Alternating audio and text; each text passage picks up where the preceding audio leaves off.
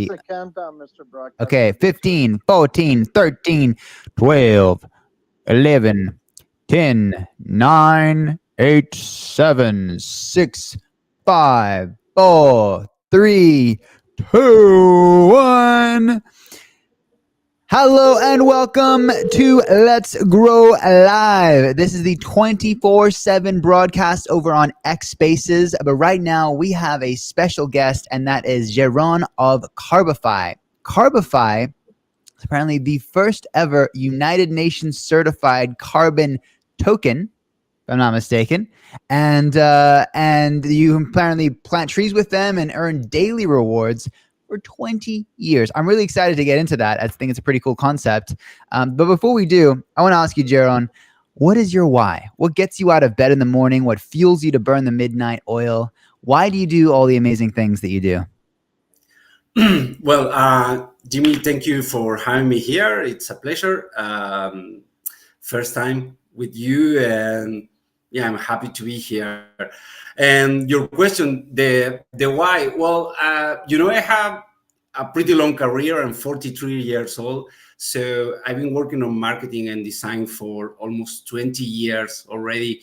And most of the time, I have worked for huge companies. I have learned a lot of things and harvest a lot of tools. But there is a point in your life where you start to think, what do you want to do with that? And where do you want to take your career?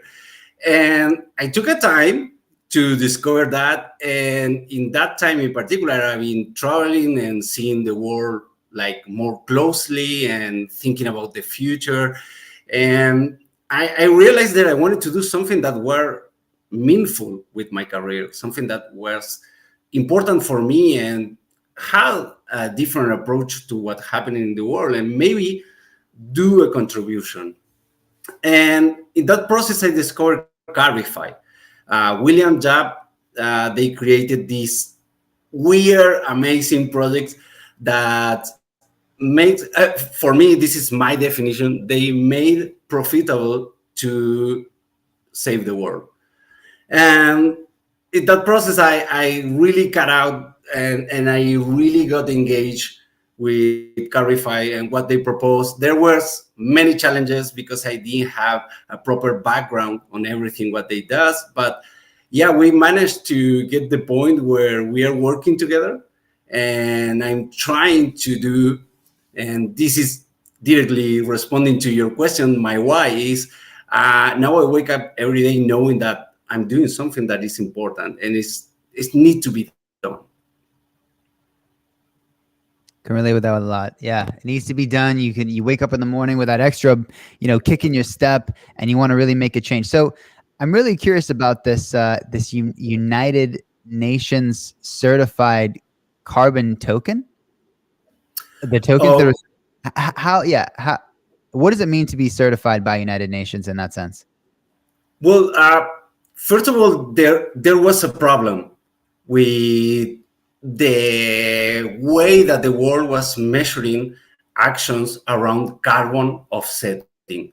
And that problem that was like, they had this standard, which was carbon credit. I mean, they still is carbon credit around, and which you basically say, hey, I'm producing this carbon, manufacturing products or having my factory or whatever, and I'm going to offset that carbon by planting trees. That was like a nice way to put it. The problem was that it was no real control around those actions. And it's a lot of double counting. It have been cases where some companies just say, yeah, we plant an entire forest, and that forest was already there before that.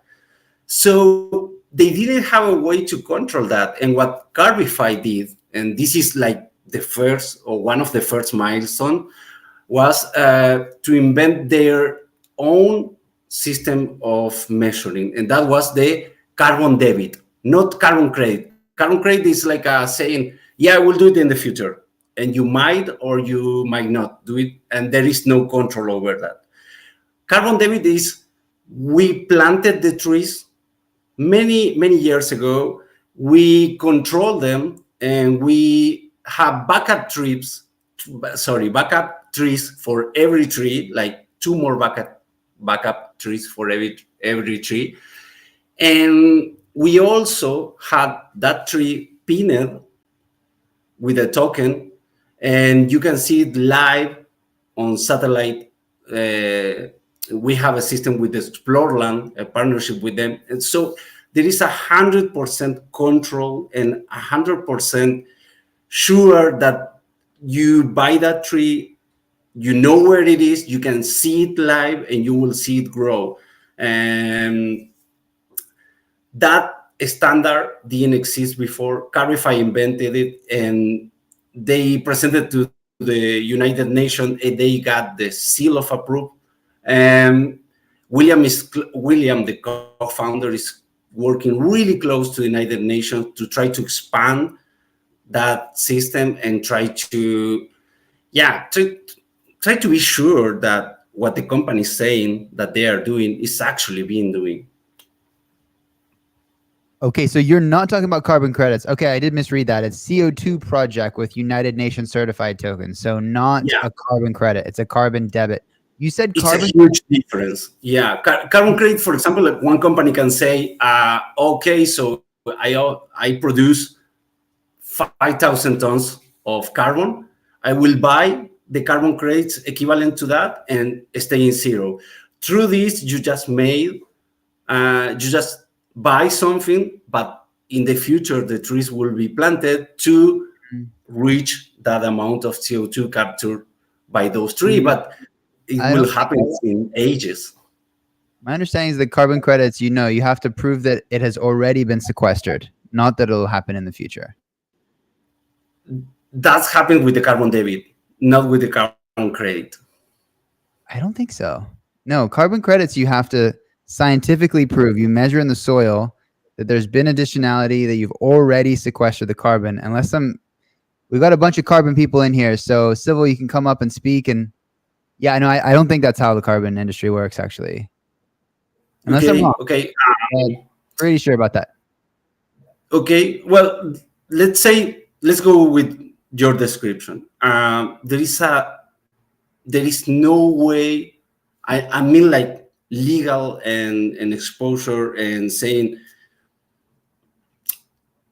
real control that is not being doing by double counting, and that's a problem. Okay. There has been many cases that trees have been presented as carbon credit programs, and they were there before, and they were presented as part of a program that actually didn't happen. Okay. I've heard of this double counting problem before. I know that the legitimate, the more established carbon registries like Vera Gold Standard, they do have to prove additionality, that you have planted the trees, and they talk to each other, right? So the registries will talk to each other to try to prevent double counting.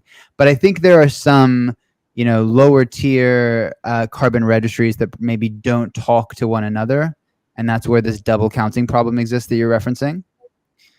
Yeah. Is one of that could be accidental. Others are on purpose. That's where the big problem is. Right. Okay. Shiv has got his hand up. Go ahead, Shiv. This is a community discussion, so other people can ask questions. Go ahead, Shiv. Did you want to chime in here? Yeah. I was more curious about the token system, how it works, and what plans do you have in future? Are you planning to, since you're backed, like not really backed, but since you're affiliated with the UN now, are you planning to expand more? What are the goals looking up right now?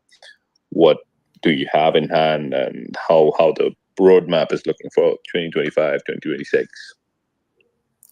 Yeah, it's a really good question. Well, the token has a really simple mechanic. You buy trees, you stack them, and you will make them profitable for 20 years. And what the tree does is to capture carbon and convert that into the token. So we usually do, depending on clients and the needs that they want to buy, we make this pool where we put the amount of carbon that we need to offset for the client, and around that, the value of the pool. And what our three owners does is they got together all the carbon that they are capturing, and they put them on the pool and they sell it. It's a really simple system. It's really good. And what we are working now, because you made a really good question about the future, is to try to have more use cases for the token. And we want to create a new version of the token that will be even more greener. And we recently made, it was like an internal contest with the community. It was amazing, where we proposed to the community to create their own use cases for the token. And we got like 20 super interesting use cases, and we incorporate them in the plans for the future. So what we have for the next month is a really important release. Is going to be like a second stage on the token. I don't want to say too much yet, but I can say something like it's going to be a second stage of the token, and it's going to be in a big part feed by the ideas of the community and the new things that we want to do with the token. And it's going to be like a, like a reborn version of the token and a new stage for the company also. Okay, so the token is live, but you have another phase that's coming in, huh? Yeah, exactly. The token is live, and we have another phase that is coming right now. And it's been a long process, and new things are coming for that. Shiv, you trying to say something? Yeah, I mean, like, first of all, put it on Jumbotron. Secondly, so if you think about the use cases, I can think like top of my head, 2 or 3 probably getting into NFTs, as well as for each of the trees having separate NFT and different kind of models. But then again, these are just at the top of my head. Plus, what chain is it built on, and what are you like? How are you actually planning to expand it? Are you just going to target the general public, or somebody who's concentrated on environmental, like growing in the environment, or it's going to be for everyone else? It's a complex question. I'm going to try to respond it in all the possible levels. Let's start with the important. We have 2 main regions for the plantations. We are doing huge efforts on the Amazon, and it's not only a Carbify effort. We are trying to connect with different communities that are doing reforesting in the Amazon. And it's a lot of communities there. The other one is in Angola. It's not that big as the Amazon, but it's big, and we are super happy with what is happening there and with all the communities that we are working. For the future, the idea in that aspect in particular is try to reach more regions of the world. I know, and we know, that the Amazons need us. Is going through a really, really rough process of deforesting, and it's hard what is happening there. But yeah, we want to reach more locations if possible. In terms of the company, it's another process that is happening right now. Is the company is growing, and we are trying to expand the teams. But do you know these stages when the companies are still small and trying to get more people involved, where you have to actually assemble new departments inside of the company and try to find new people to work on specific areas that you didn't work before? And yeah, that one is going to be a lot of work because we are still a small company. We don't have a human resources department, so we are doing everything, basically, all the hiring, all the interviews, and trying to find why do we need this kind of professionals in particular, and trying to incorporate them. And then in terms of the, oh, sorry, Jimmy. Oh, you're good. You're good. Continue. Oh, okay. And the last one is the, in terms of the token itself, and in the use case, we've been on this market for 2 years, and we have learned a lot, and that's why we want to pass into this new phase where we can apply everything we have learned. But yeah, you will see in the future a more clear distinction between all the ecological and Web2 efforts and all the crypto and Web3 efforts. There will be always a mix, but it will be more different in the future. Okay. So I want to dig a little bit deeper into exactly what this solution looks like, because so we've established carbon credits are scientifically proving as best you can, and there's definitely problems with the industry, but it is a carbon ton that has been sequestered out of the atmosphere already. With your solution, it sounded like you're doubling up on the tree planting. So there's like 2x, and it's already been sequestered, or no? It's also, Yes. that one's for the future, or? Yeah, it's already been sequestered. We do not work with anything that is a promise in terms of. So they already planted the trees. Yeah, exactly. Okay. We started planting the trees a long time before, and we wait for the trees today to make their work. Once the carbon is sequestered, the token exists. Got it. Now And how are you measuring the carbon that's been sequestered? Are you using a certain MRV standard for that?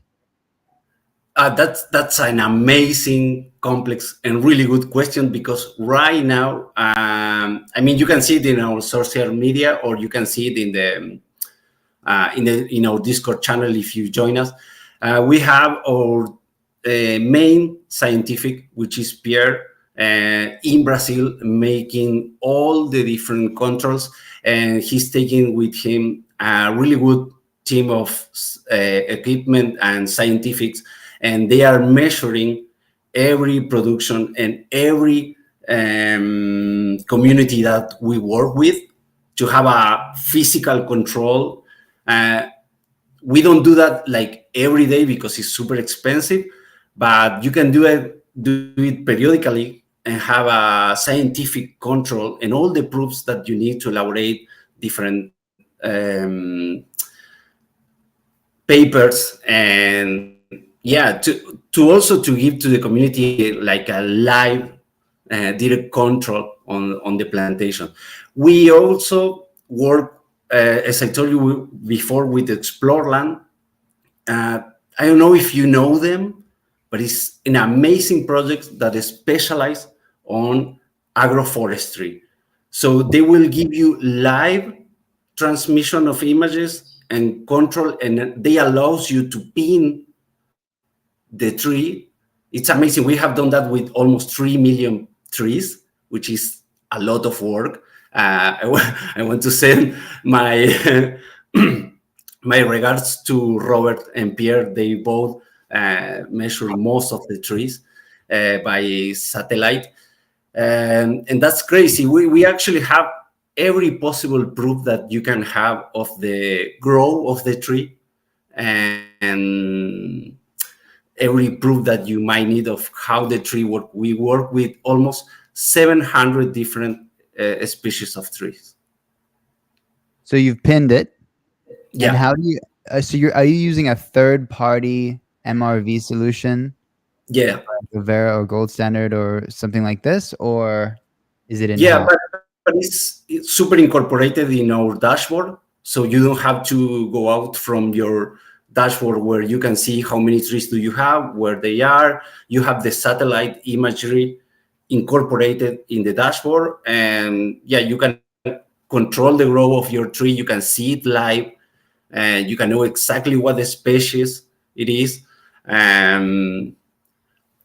Also the food that produce.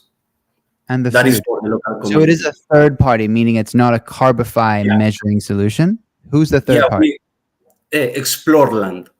Oh, Explorland. They not only pin, but they measure the carbon emission. Oh no, we do the carbon emission control, but Explorland facilitate us the view and the control and the pin and the geolocated information. They locate the trees, but you are internally measuring how much carbon has been taken out of the atmosphere by measuring the soil and the circumference of the trees and all of this different stuff internally. Yeah, we do all the controls, but we take, of course, international standard measures to be aligned with those.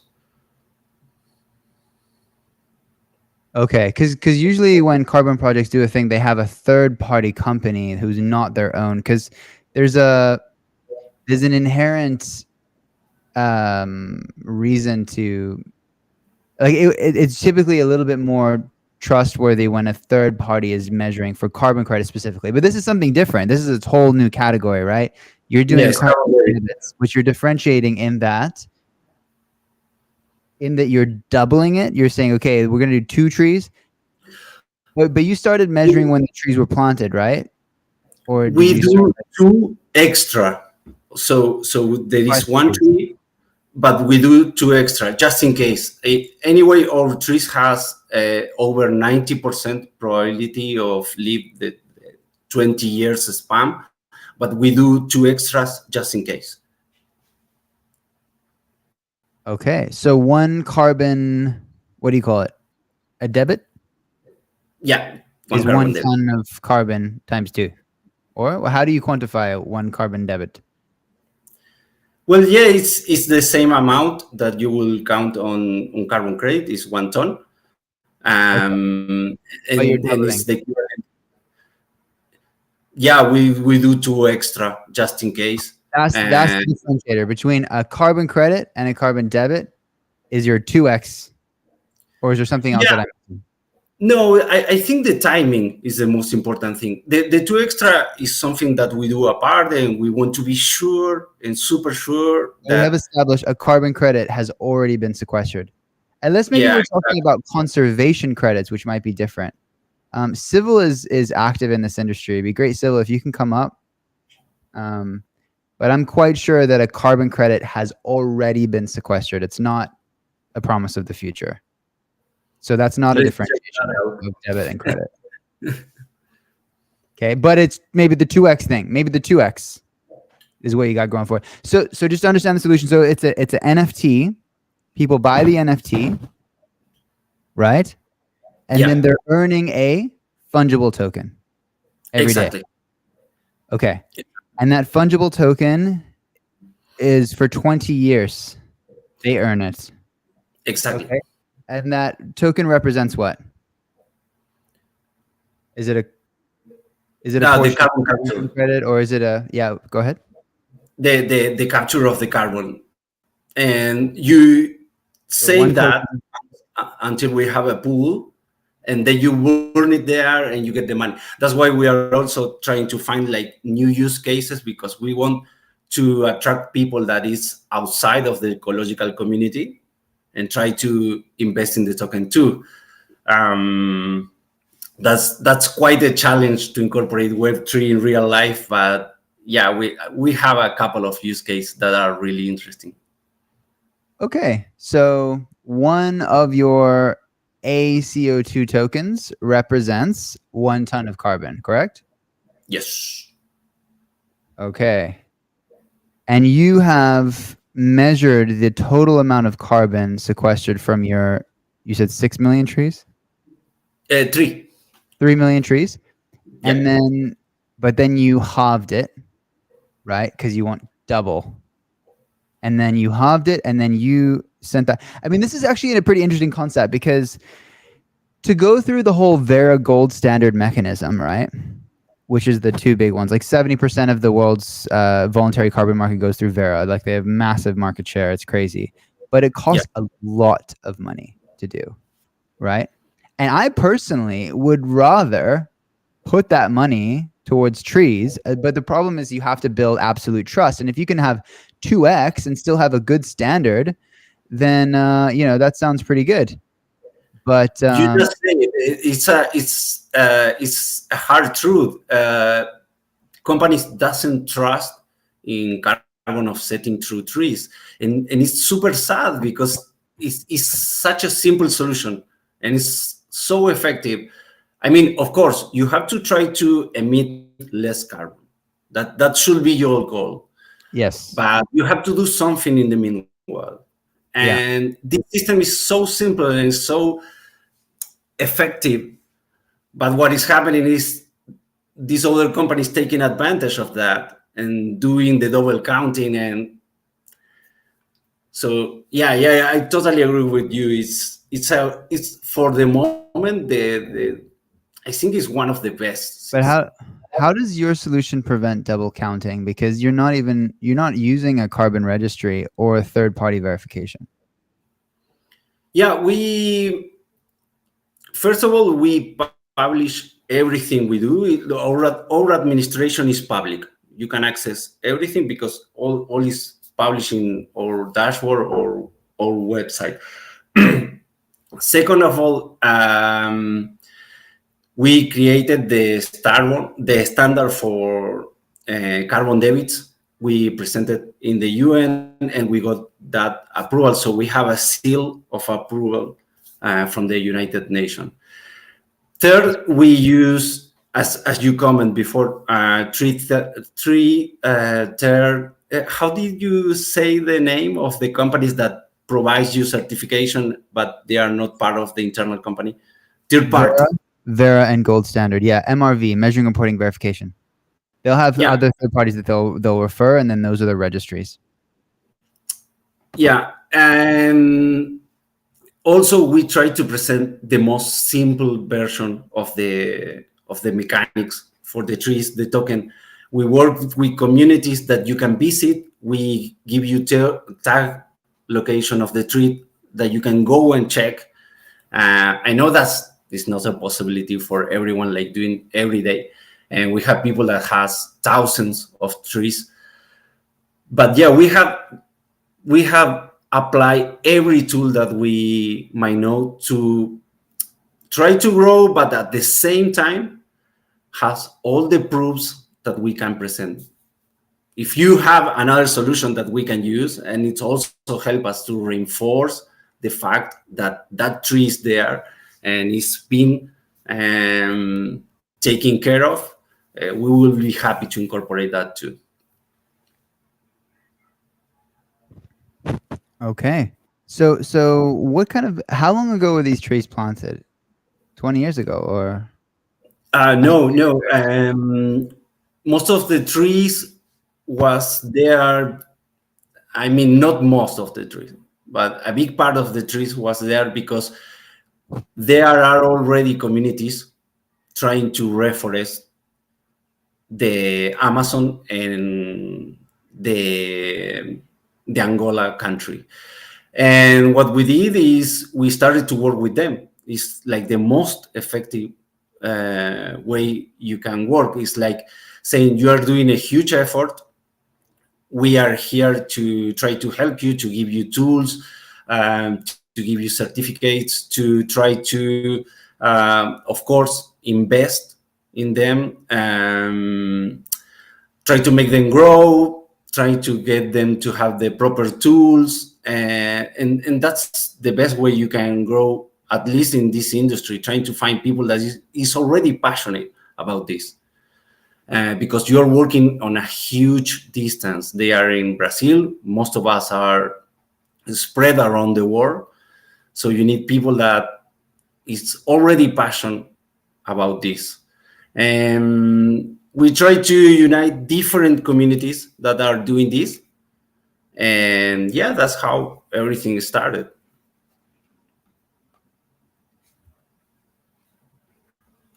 Okay. Wait, sorry, you said how many years ago? Carbify is about to have 3 years, but the Started communities and planting 3 years ago. yeah, but the people who is part of these partnerships and is part of Carbify has been doing for a long time. But you planted Depends the on trees who. 3 years ago.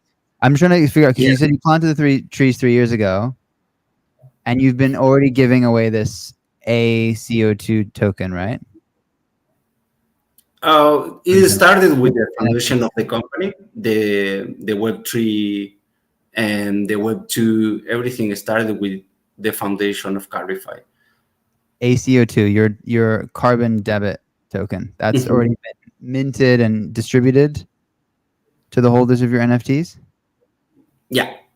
Is it at a consistent rate? Like every year is the same, or? Oh no, market is crazy. I don't think nothing is standard on this market Not the price, but the rate. amount of tokens.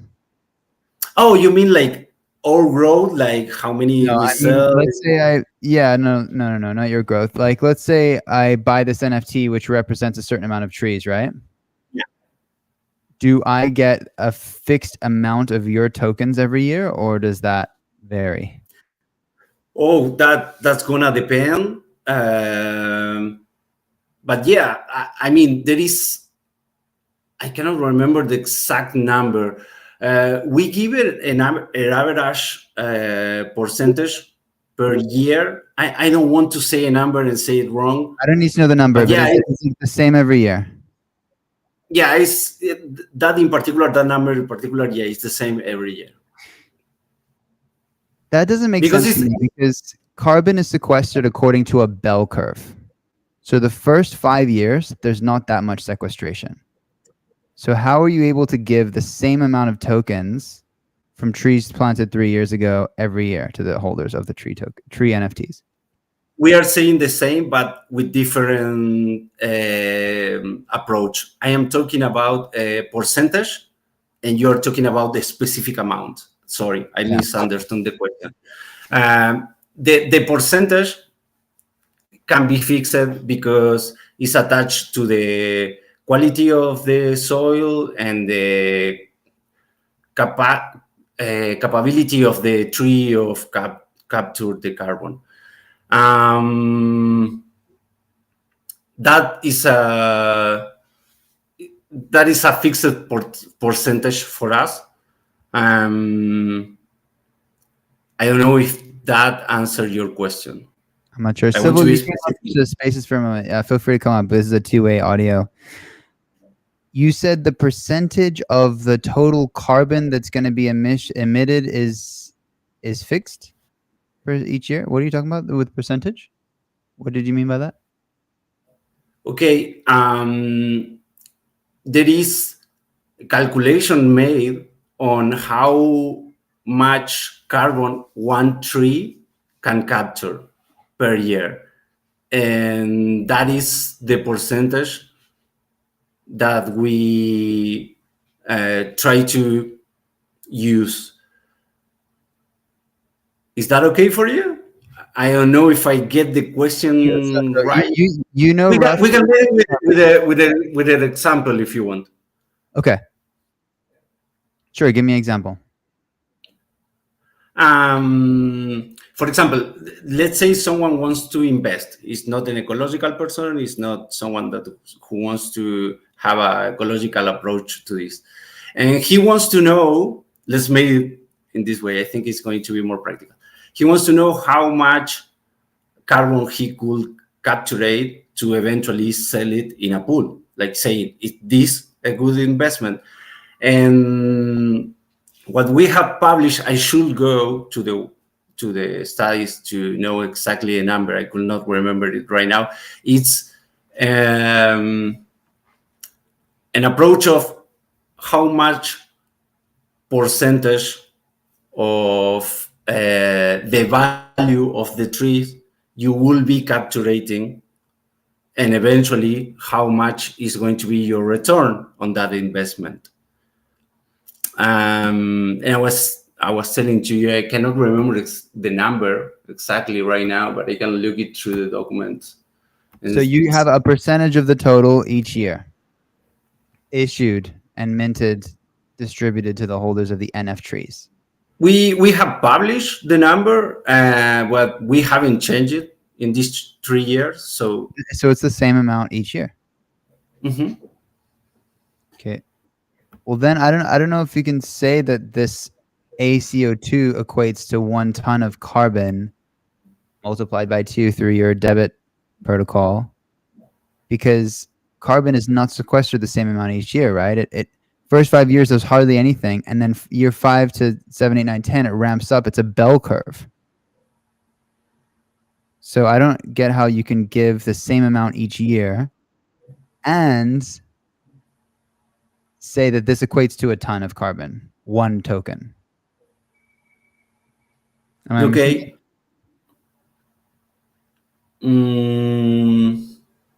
Yeah, I love the question because it's tricky. I think that we are still seeing that from different perspective.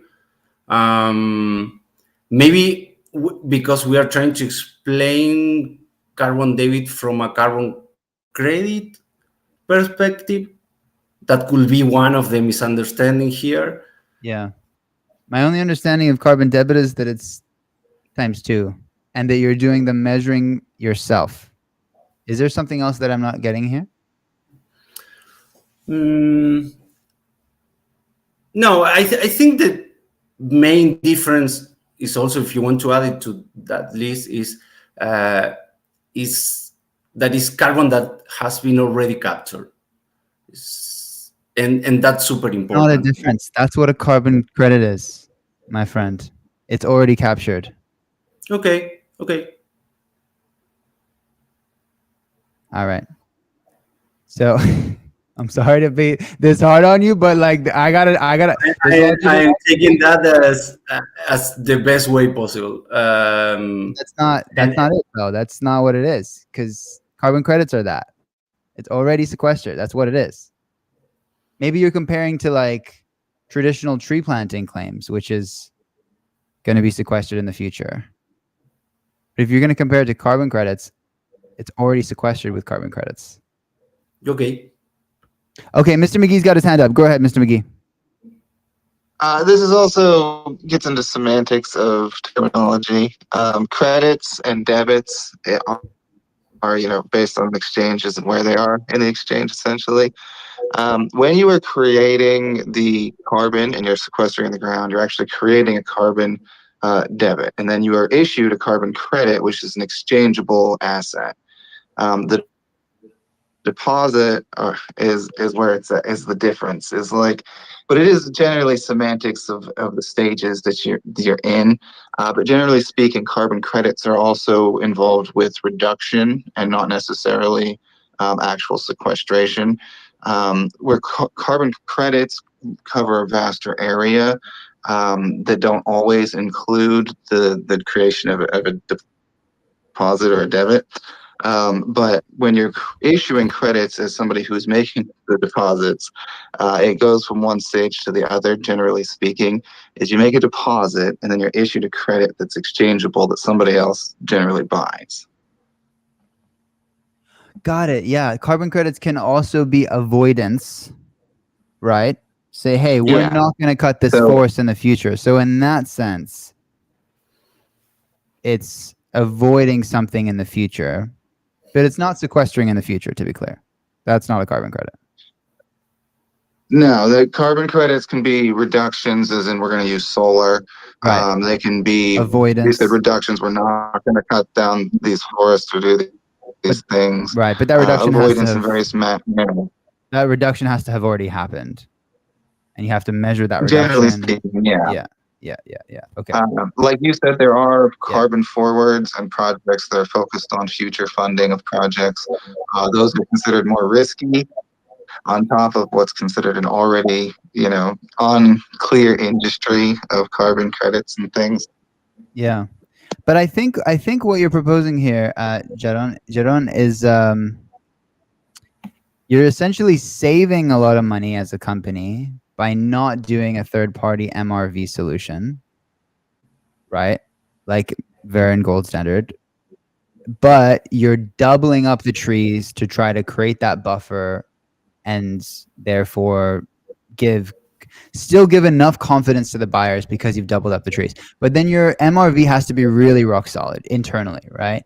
Like you have before, you have after, you have GPS. Like you filmed the land before planting and then you filmed the same land after planting, for example. Yeah. So you have that. And then you have like, you know, you have soil scientists who are measuring those things and you're doing that internally, but then you're doubling up to try to still build enough confidence. And then UN got behind that.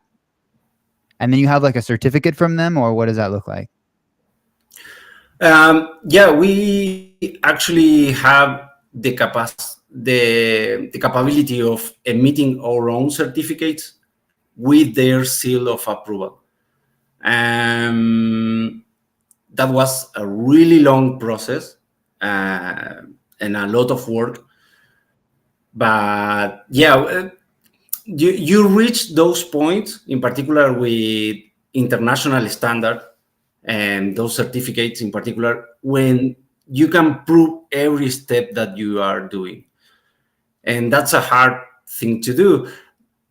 I mean, there is things that we haven't exploded yet from this project. For example, all the trees that we have are producing a lot of food, and we're trying to have more awareness around that and try to produce new ways that we can take advantage of that. So far, it's been food for the communities, but we know we can do more. We can try to start to do biodiesel. We can start to produce biomass and energy for the communities. And yeah, there is a lot of work yet to do in terms of every step we made and how we make everything the more clear possible. But it's hard, honestly, and it's a lot of work. Got it. Okay. Yeah, it is. You do have a tricky battle here to really build that trust. And yeah, so you're giving your own certificates, but you have their seal of approval. Like you're using their logo. It's like this is a carbon debit. Exactly. Double the trees, internal MRVs. Okay, but you're using international standards of how they do it, in terms of like what other MRV people would do. Yes. Okay. All right. And so your NF trees are for how many trees? Is that fixed or is that variable? We used to have like categories because you have different buyers. So you might want to cover all the different needs, but the basic one, is one NF tree is one tree plus two. One cool example of that is we are trying to offer right now, we're having a really good experience in Brazil in particular, to schools that want to make ecological projects with the kids and the families. And we presented them the idea of trying to make their own forest and trying to have their own trees. And we are having a really good experience because it was a way to trying to rethink your question is how will you present it in the most simple way? And we did that. We did one NF3 is one tree, super easy, super understandable, and you can get as many as you want from that. And maybe you can create an entire plot. A plot is an agroforestry system that has 15 of them, and you have an entire plot for you. And yeah, I mean, the most simple one is one tree, one NF3, and that's the basic. But from there, you have many other options. Okay. So how much the NF trees and how many ACO2s can I get from that?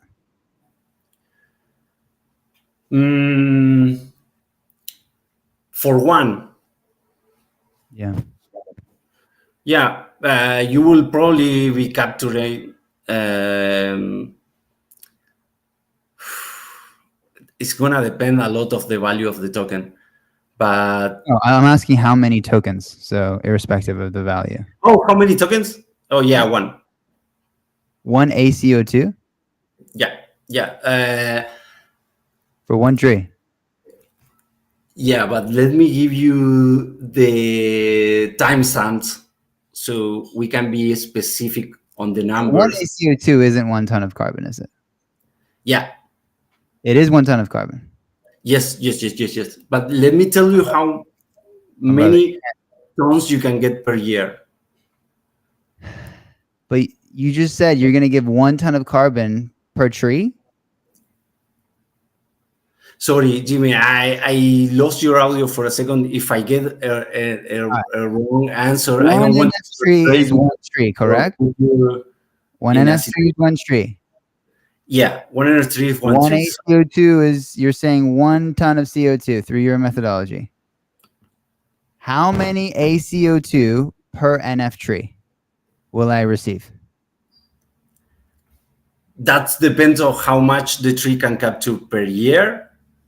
I'm gonna tell you that right now. If you wait me, we have 700 different species, and that change. Okay. So it really. I'm sorry, Jimmy. You're looking. No. But I can read you, and you are doing simple questions that are super direct, and the answer is always conditioned by the reality of There are the many product. variables here. Yes, maybe you could give me an average. I'm trying to be direct also, but we have, for example, for this question, we have 7 different variables answers, and that's why I wanted to check that if we have a general number. You could give me any example of one of your trees. I would love to know that. Yeah, we have trees, bushes, and plants. Those are 3 different categories where you can get the 700 different species. They all have different amount of. Can you pick one specific tree, for example? And we'll just go through that. Yeah, the banana tree, I think, is the most common. Okay, because it's banana tree. Let's take that. Okay, I have to check it. Okay. This is one of the 700. I cannot say it by memory, but give me 1 second, and I will check it in our documents. By the way, I knew we were about to talk. I didn't knew this question. If I knew this question, I would probably have. Neither of us are prepared for this. You reached out to me. Nobody was prepared. Normally, I would do some due diligence and I would check it out first. But since I'm doing 24/7 live streaming, I'm just like, all right, you come on live stream and I'll do my due diligence live with you. And we'll just get into the numbers. Yeah, I got a message from you like 1 hour ago. Do you want to be there? And I was like, yeah, sure, let's go. 30 minutes earlier. Well,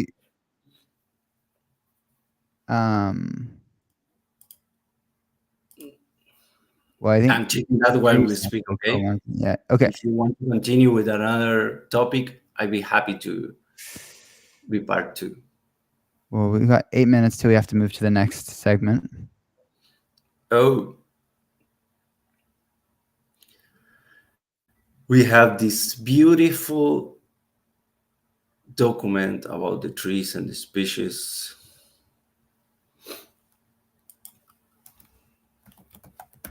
Do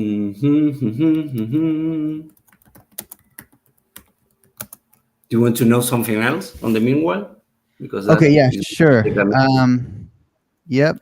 Well, so you're measuring purely carbon, obviously Carbify, like the biodiversity, but oh, these are food forests.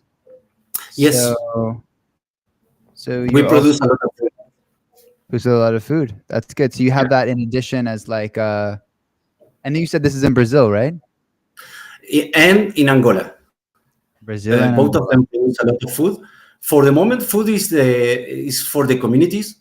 We think that it's an advantage if they take care of the trees. They will have more food. So we directly direct the food to them. But we want to do more. We want to do biomass, and we want to try to do biodiesel in the future. Yeah, we have a lot to investigate that there, but yeah, it's something that we want to do because we are producing a lot of food, tons of food, actually. All right. And that's a business in and of itself to have, like, you know, very sustainability, and then the carbon is an additional thing which people can invest in those trees. And Yeah. We recently, I have the number here, Jimmy, is 26 kilogram per year for all banana trees. We recently made a first partnership with Open Food Chain. I don't know if you know them, but they have a really, really, really cool project. They are approaching new tools in which we can measure and we can help the production to have new uses, the production of food. For the moment, it's for the communities, but we think we can do a lot more with that. Okay. So you found the average amount that it will sequester per year? Yeah, it's an average amount. So we have, I don't know if it's public access, but we have a study over the 700 species. I could ask Pierre if it's public access, because if you want to have access to it, it's a really complete document around the species. Yeah, great. Civil's up here as well. What's up, Civil? Welcome, welcome, welcome. What's up? Hello. Thank you for the convo and for talking a little bit about Carbify. Hello. Chris actually is the one who's like really in depth familiar with the carbon markets and all the different ways of like describing the carbon credits, and he's here now, I think, behind the change code account. So yeah, feel free to send an invite. And yeah, like it's interesting to think about like the forwards and the credits and the conservation credits. I don't know if Jim, can you hear that? Your connection is okay. It's not coming out too great. Yeah, you're not able to hear at all, Jaron? I have the same problem that I had with you. A little bit choppy. Yeah, like a metallic sound. Okay. Yeah. Okay. Maybe change code just came up here. Maybe his. Maybe he can write the question. Change code. Welcome. Hey. Yeah, just started listening to the Carbify interview. Really, really awesome stuff you guys are doing. Seems like a crazy small world. I actually know the team behind Open Food Chain. I know they do great work as well. So that's an awesome partner you guys are going to have in that. Very cool. Thank you. Right on, right on. So great. Yeah, great. So we've got various carbon people in the carbon industry here. So I'm curious to know what your thoughts are of this this perspective of a carbon debit. You know, trying to double up on the trees. I think they're doing more internal MRV, but trying to still overcome some of those transparency issues and double up, I guess, is the main differentiator there. What are your thoughts? Yeah, try to give the tools to the people. Go ahead.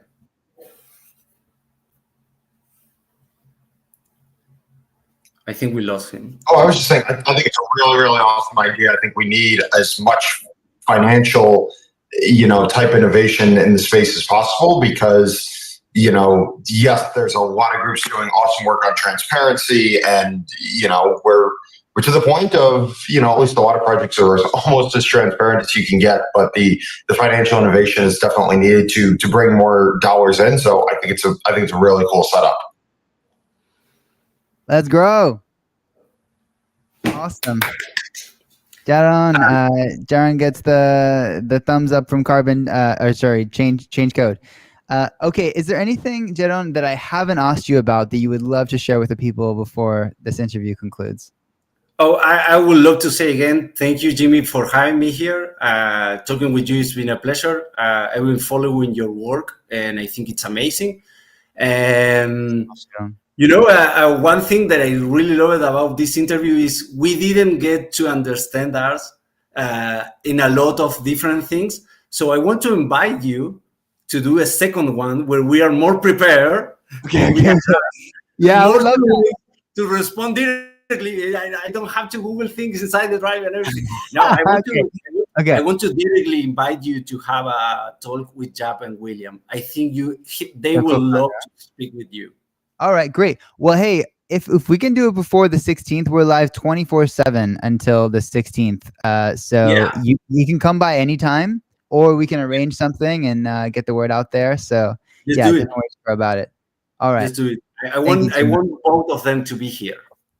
That would be sweet. That would be cool. That'd be really cool. Yeah, we'll grow deeper through that. So yeah, but no, this is great, man. To have the funds, from the trees and then earn rewards. It's a cool way to go about it. And if you can bring those costs of MRV down, I think ultimately you can do more of the good work that's on the ground, right? So there is a lot of things to do yet, and it's a lot of work to do yet. But I think it's the right way. Maybe you can give sustainable returns to people because there's funds coming from the food as well, or is that a totally separate business? No, it's totally separate. The food is for the communities for the moment. We might find a way for the community to have more uses for the food, but it's still for the community always. Amazing. Jeron, thank you so much for coming through today. We appreciate you. Thanks to you too. It's been a pleasure. All right, amazing. Let's grow. Let's grow. All right. Awesome. Cool. Whew. That was a different kind of interview. I don't know. I felt like I was grilling him the whole time. Was I too harsh? I don't know. I felt like the whole gotta be. They were good questions. I felt like that was valid, right? I was like, wait, hang on a second. That's not it. That's not what's different here. Like, pretty sure carbon credits are in the past, but yeah, I don't know. Maybe I'm too harsh. Okay, we got Desai coming up on the stage.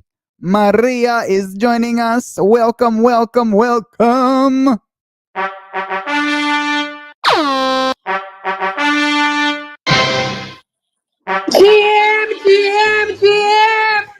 Let's go, Maria. Hello, Jimmy. Hey-o. How are you today? Fantastico. How are you? Fantastico. I'm growing. I am wonderful myself. 22 centigrades here. Shady, cloudy. It looks like it's gonna rain. So I went for a walk early in the morning. It was really, really nice. If it rains, I'm okay. Exercise, touch the tree. So I'm all done. I'm all okay.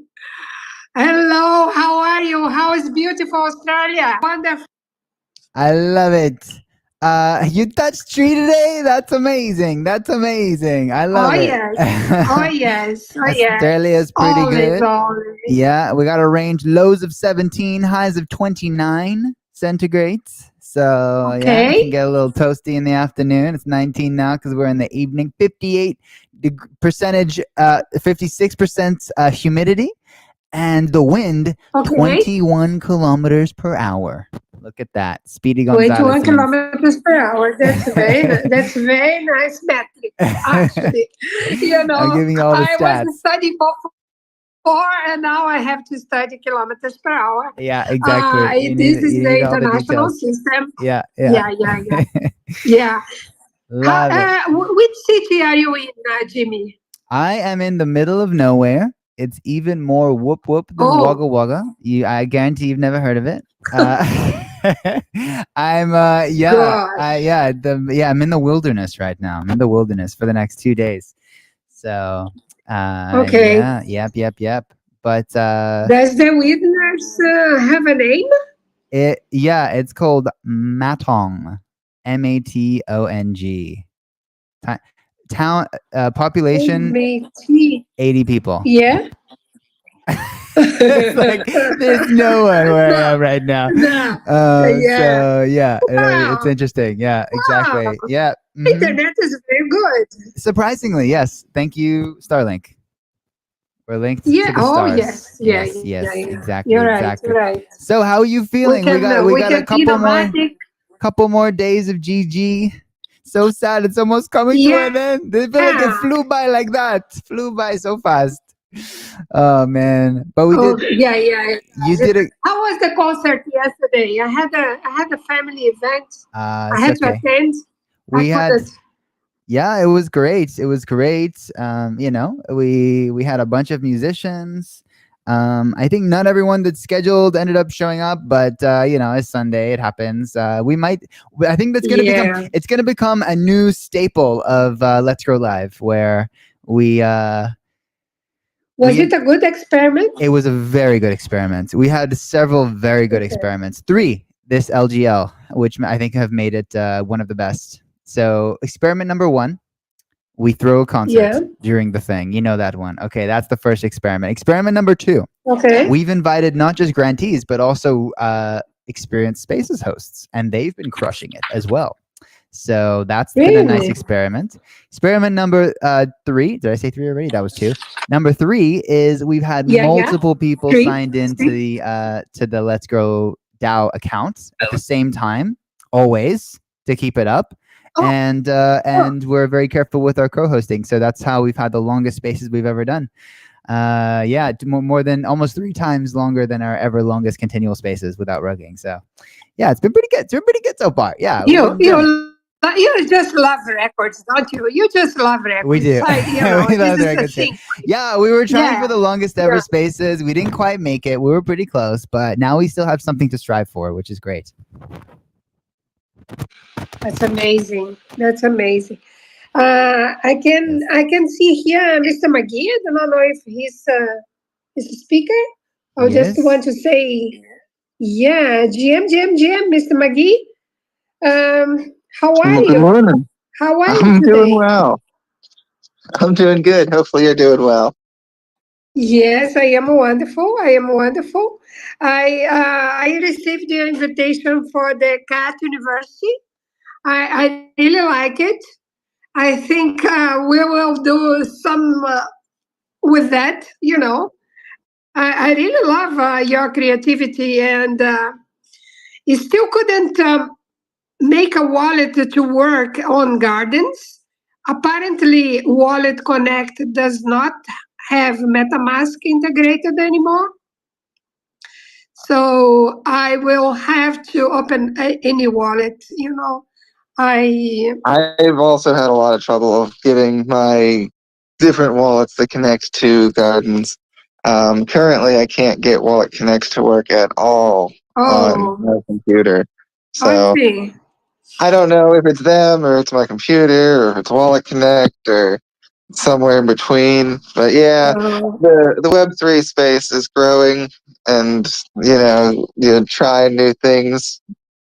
Well, yeah. Well, they are saying it's better, right? So they say, get in at your own responsibility, and this is it.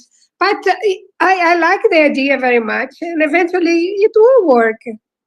Don't you think so? Oh yeah, I think it's going to be a lot of fun for my use cases. And I was already like, here's a bunch of things that if you guys want to build them, I would sure use them. I don't know if they appreciate that or not, but sometimes people do. But right now in the Gardens, it's just helping us decide where to spend what little money we have. So, we want to help out. Yeah, well, yes. Always nice to experiment new things like we do here in Let's Grow DAO. So I want to make my announcement that I'm here. I'm Maria Goretti Freitas behind the Design Gitcoin profile. We are a team. We have 5 stewards and two operators, Swift Evo and myself. Swift Evo has been a wonderful leader. He fundraised 5K. So this time during GG23, we have 5K matching pool. Thanks to our sponsors. Sorry, Cello, Glow Dollar, Green Pill Network, and Sci-Hub Meme Coin. These guys made us possible to run this community round. We have 21 DeSci projects. Tomorrow, we are going to have a chill session for all of them. So it's going to be 12 here Brazil time. So it's going to be around 9 o'clock, I believe, UTC. I think so. Yeah. Well, I got all. Anyways, I might be in the garden because all these time zones it made me very confusing. So tomorrow we are gonna have this session for all these 21 projects. Come and chill.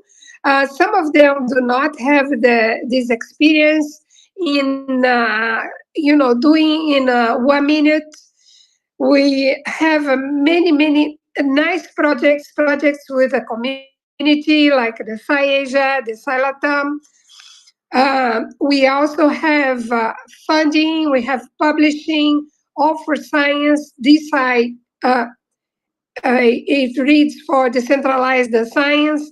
So we have a wonderful round here now with the GG23. And I really want to say thank you for this amazing space that we have here to show all those projects. I also have a project myself. Just a second, I need to cough. No problemo. And I love hearing about your passion, your project. I wish you had more than 69 seconds during the elevator, Maria. I was so sad to have to cut you off there. I was like, it's time. And you're like, no, I have more to say. I have so much fun. Yeah, you did a great job. You did a great job. You got at least 5 hearts, which was fantastic. Yeah, and it's really difficult because you have to make sure that you pack everything in 1 minute. I have been a professor all my life. It means that I can talk about a sentence for hours, right? And so you give me a subject and I stay there, I talk and I talk. And you have to give context, you have to give a background, history, where this whole idea came from. So usually 2 hours class. Oh, it's so easy. Now imagine for me to get all this training and to have to forget all about it and pack it in 1 minute. And 1 minute, it means 60 seconds. And it is amazing. I just love it because, you have to focus, you have to deliver, you have to understand what you're doing because, sometimes science, you don't really have a goal, you have a port, you know where you're going. So like Seneca used to say, if you know the port you're going, all the winds, they will be favorable to you. Favorable? Yes, maybe favorable to you. But so okay, it's okay to wonder a bit. It's okay, and it's even very nice in scientific terms. But when you're here, you have to chill, and you have many projects in line as well. The time is restricted. You really need to focus, right? And you have to know what the problem is, what the solution is, and the benefits of your solution to the people you are addressing. And usually the solution and the benefits are what people want to hear more. Oh, I can see Brenda here. Hello. Hola, hola. Buenos dias. Brenda, how are you? How are you? I would love to hear your voice. If you can come and speak, it would be wonderful. Brenda, Brenda I is also invited you. part of the Design Gitcoin team. Wait, I was Yes, just saying. Jimmy. I was just saying I invited Brenda in case you want to come up. It's bottom left. Okay. All right. Okay. So Brenda is has been doing a fantastic job. She's part of the Silatam. I met her. Sorry, Brenda. In Crescimento last year. Crescimento is a pop-up city in Buenos Aires. Yes, Brenda. Buenos dias, amigo. Buenos dias. Hello, everyone. How are you? Wonderful. How about yourself? How is Buenos Aires today? It's a bit cold, and it's early here in Argentina. It's around 10 a.m. How about you Yeah, guys? I'm This I'm is in the the last same time day. zone. I'm in the same time zone. I'm 10:14 here in São Paulo. Is Well, not no, quite the last day. We today have is not 3. the. No, we have a few more days. Wednesday midnight UTC is when it finishes. 11:59 p.m. So around 2 days, right? Right. 50 A bit hours more. and a bit. Yeah. Great, great. Yay! Great to have you here, Brenda. You get excited So we have around 2 days to vote. That's right. That's right. That's right. If you haven't voted for 3 We gens yet, Awesome. now is your final chance. Yes. good chill.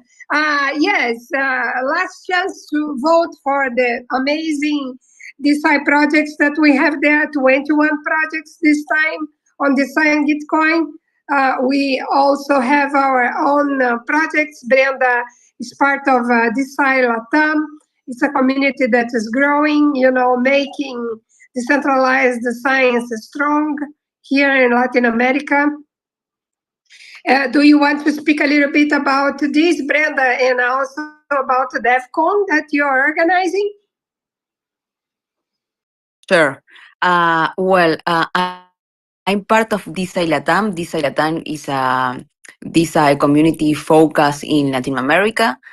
And one of our last goals that we achieved the last year, it was a part of Crecimiento because we organized the DeSci Day, 2 days full agenda in Crecimiento, the pop-up city here in Buenos Aires.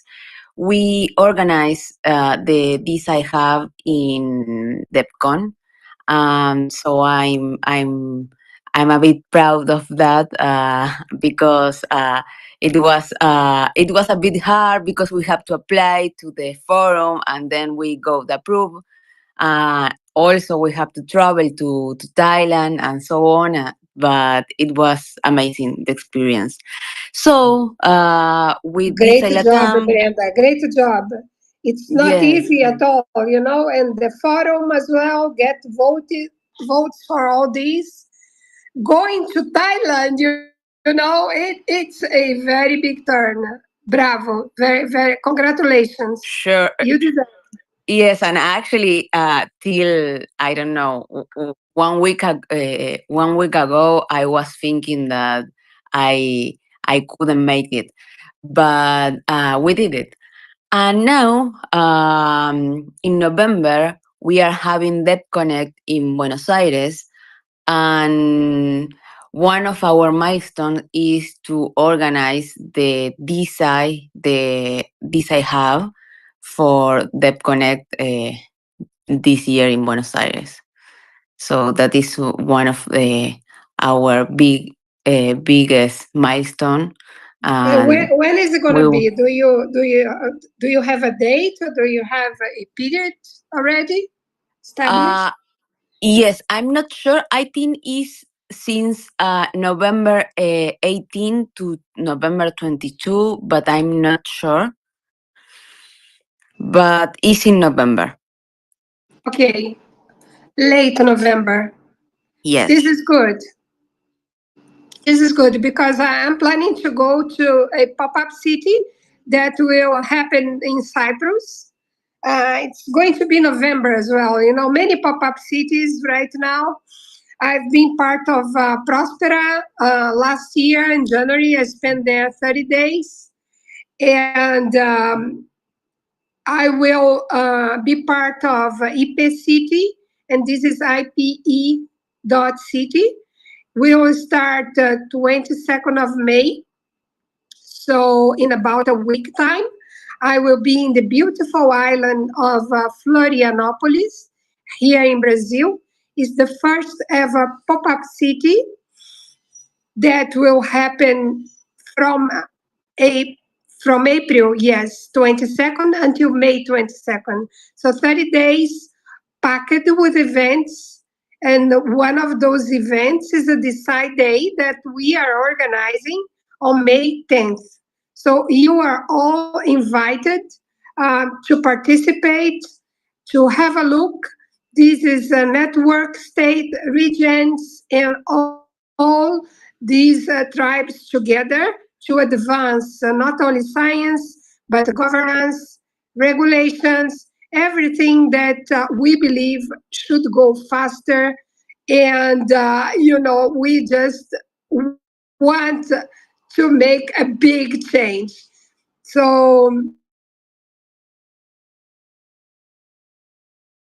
to the Decide Day,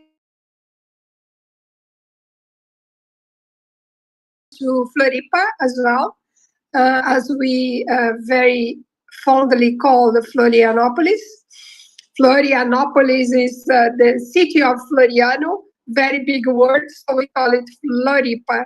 It's an island, beautiful island in the southern of Brazil, close to Argentina. So please, I invite you, all of you, to come, to support, and to give us a big shout out for these efforts. So Brenda, tell me a little bit more about Decide Latam and all your projects. But at the same time, I have a question for you. I was thinking if this is the first pop-up city in Brazil. Yes. Nice. Yeah. Yes, definitely. This is going to be the first pop-up city. What's a pop-up city? It's a very long event, 30 days. So this started with Zuzalu. Vitalik Buterin had this idea, and the first was Zuzalu in Montenegro, Serbia. I think it was 2022. Time passes so fast. No, 2023. Sorry, yeah, 2023. I should. Jimmy, that's what I call about history. You have to give background when you're talking about something, really check the facts and everything. So after that, it was a wonderful idea. People got together, for 30 days. So it's not a conference. It's not just an event, a fast one that sometimes is very difficult to really connect with people. During those pop-up cities, you live together and you live in hacker houses. So you share your routine. Also, they have lots of programming. In Floripa, we are going to have surfing in the morning. These will be in the coast. the city is called Jurere, and it is Jurere International. It's a beach. So imagine if the weather is favorable, we can go for surfing, go for a cold plunge in the morning, swimming, walking by the beach. And after that, for all people who have architect passes, they can go and have a free breakfast in the founder house. Founder house is where the events are going to be organized. So you go there, you have a very healthy breakfast. People there, they want local communities, local producers, to have a place. So fresh fruits, fresh everything, locally produced. And then this is from 8 to 9. After that, we have space for event because it's a decentralized, a big event. Anyone can create on Luma, and you just do an event, you publicize, I invite people, they will come. Usually it's packed with programming. Then lunchtime, sometimes together, sometimes during those events. In the afternoon, we have also events that are already there, like programming and programming using AI, so prompt. We also have investor nights where you practice your pitch. So this is one for me. This is for me, Jimmy. I have to enroll in these ones because they will train you to do 5-minute speech and 3-minute speech and 1-minute pitch. This one is for the 3gens. This one is for Let's Grow Now. And they will also teach you how to do an elevator pitch. Elevator pitch, it is like, you just packed everything in one sentence. So, well, I have to be trained on that. No more 2 hours explaining what I'm doing and what I'm trying to do. So this is what a pop-up is about. I have friends that I made in Prospera that are still very good friends, and we are doing projects together. And that's why I believe this kind of event strengthens very much what we are trying to do. Brenda, have I replied to your question, or have I just wondered again?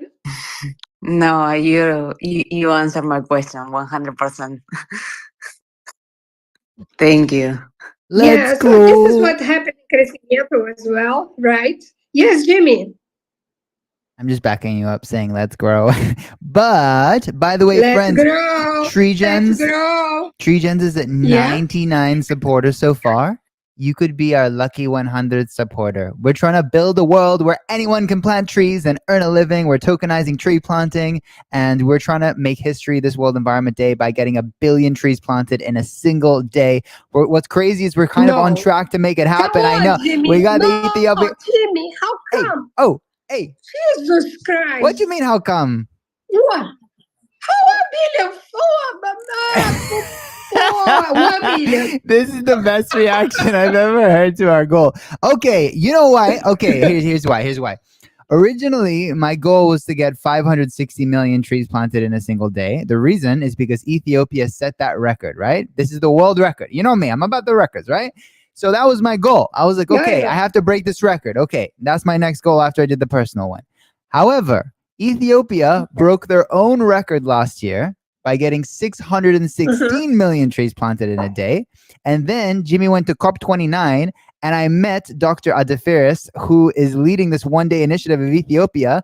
And they've been trying to make their record Guinness official. They've struggled with it. They saw that I had a Guinness World Record, and they said, we need to partner up. So they officially joined our Growalition, right? So now they're on our team, and we have 7 other countries on board with our Growalition. We're trying to get 1 billion trees Gosh. collectively planted. So that's why 1 billion is the goal.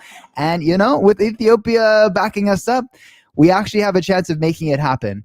But these little contributions, the Grow Nations, they grow a long way, friends. So I just planted up in the garden. If you could please be our 100 supporter, I would really appreciate you. Okay, back to you, Maria. Back to you.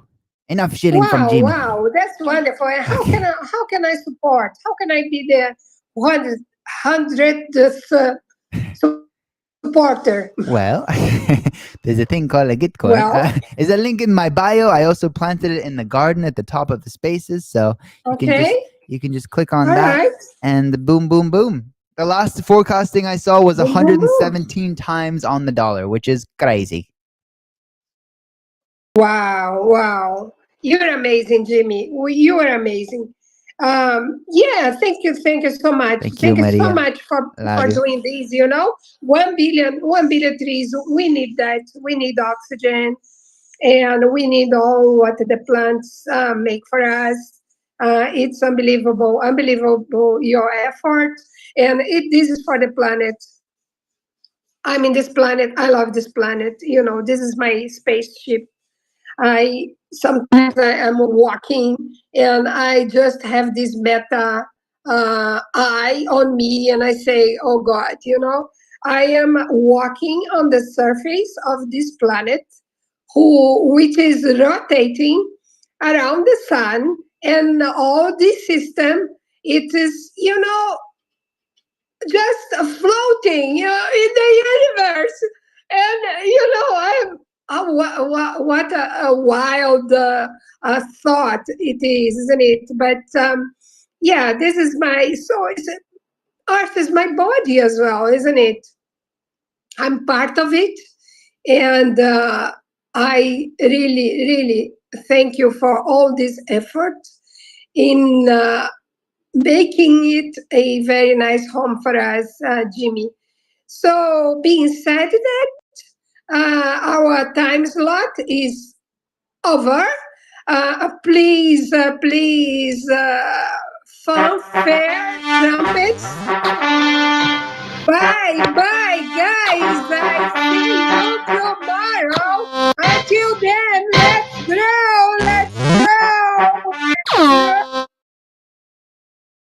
You get all the trumpets today, Maria. We love you so much. Best energy and vibes of Let's Grow Live.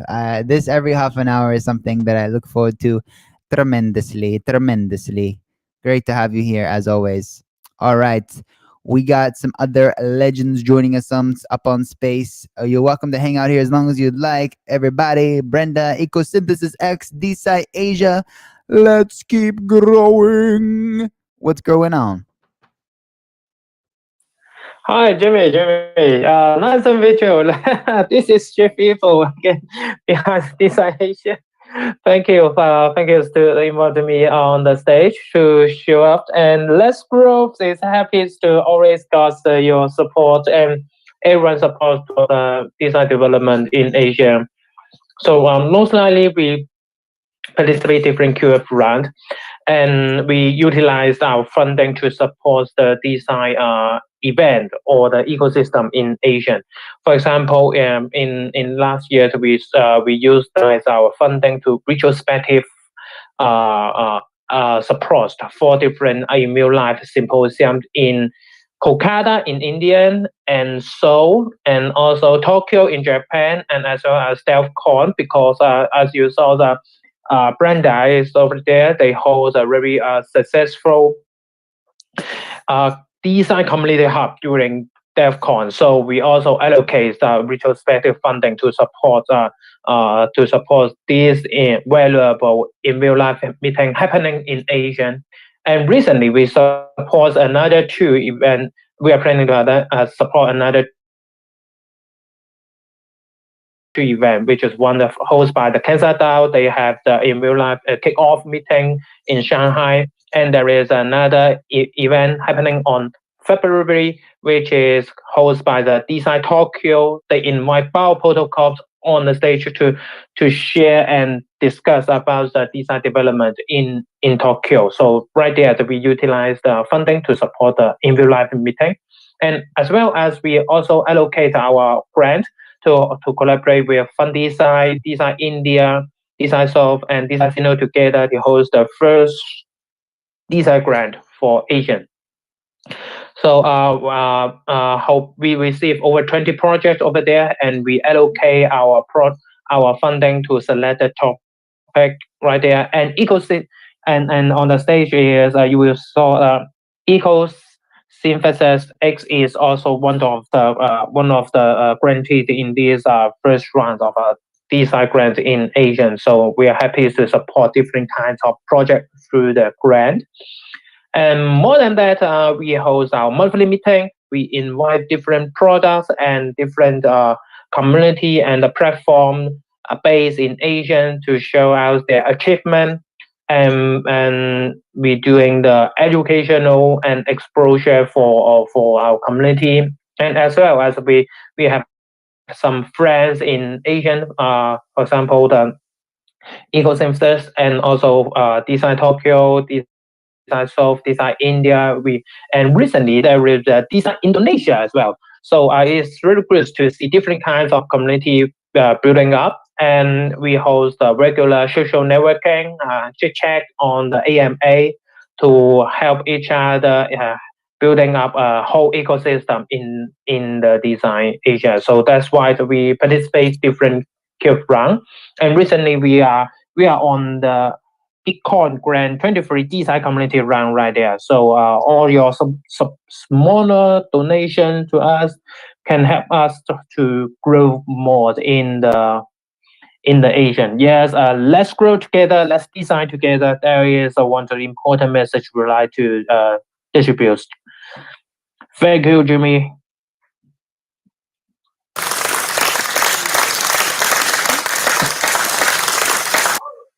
Let's grow DeSci. Let's grow.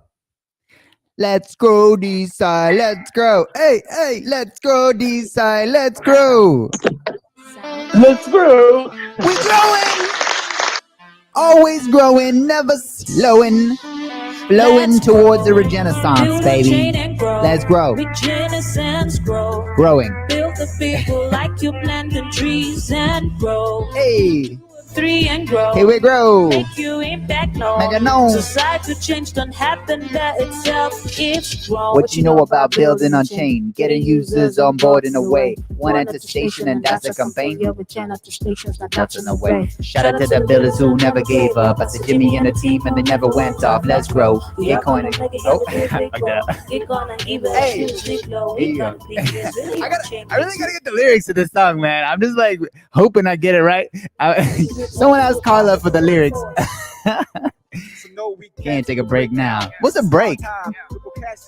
Hey. As opposed to hating and the bad talk, let's collaborate and partner up now. The song is a banger. Song is a banger. How you doing, Ecosynthesis? Who that?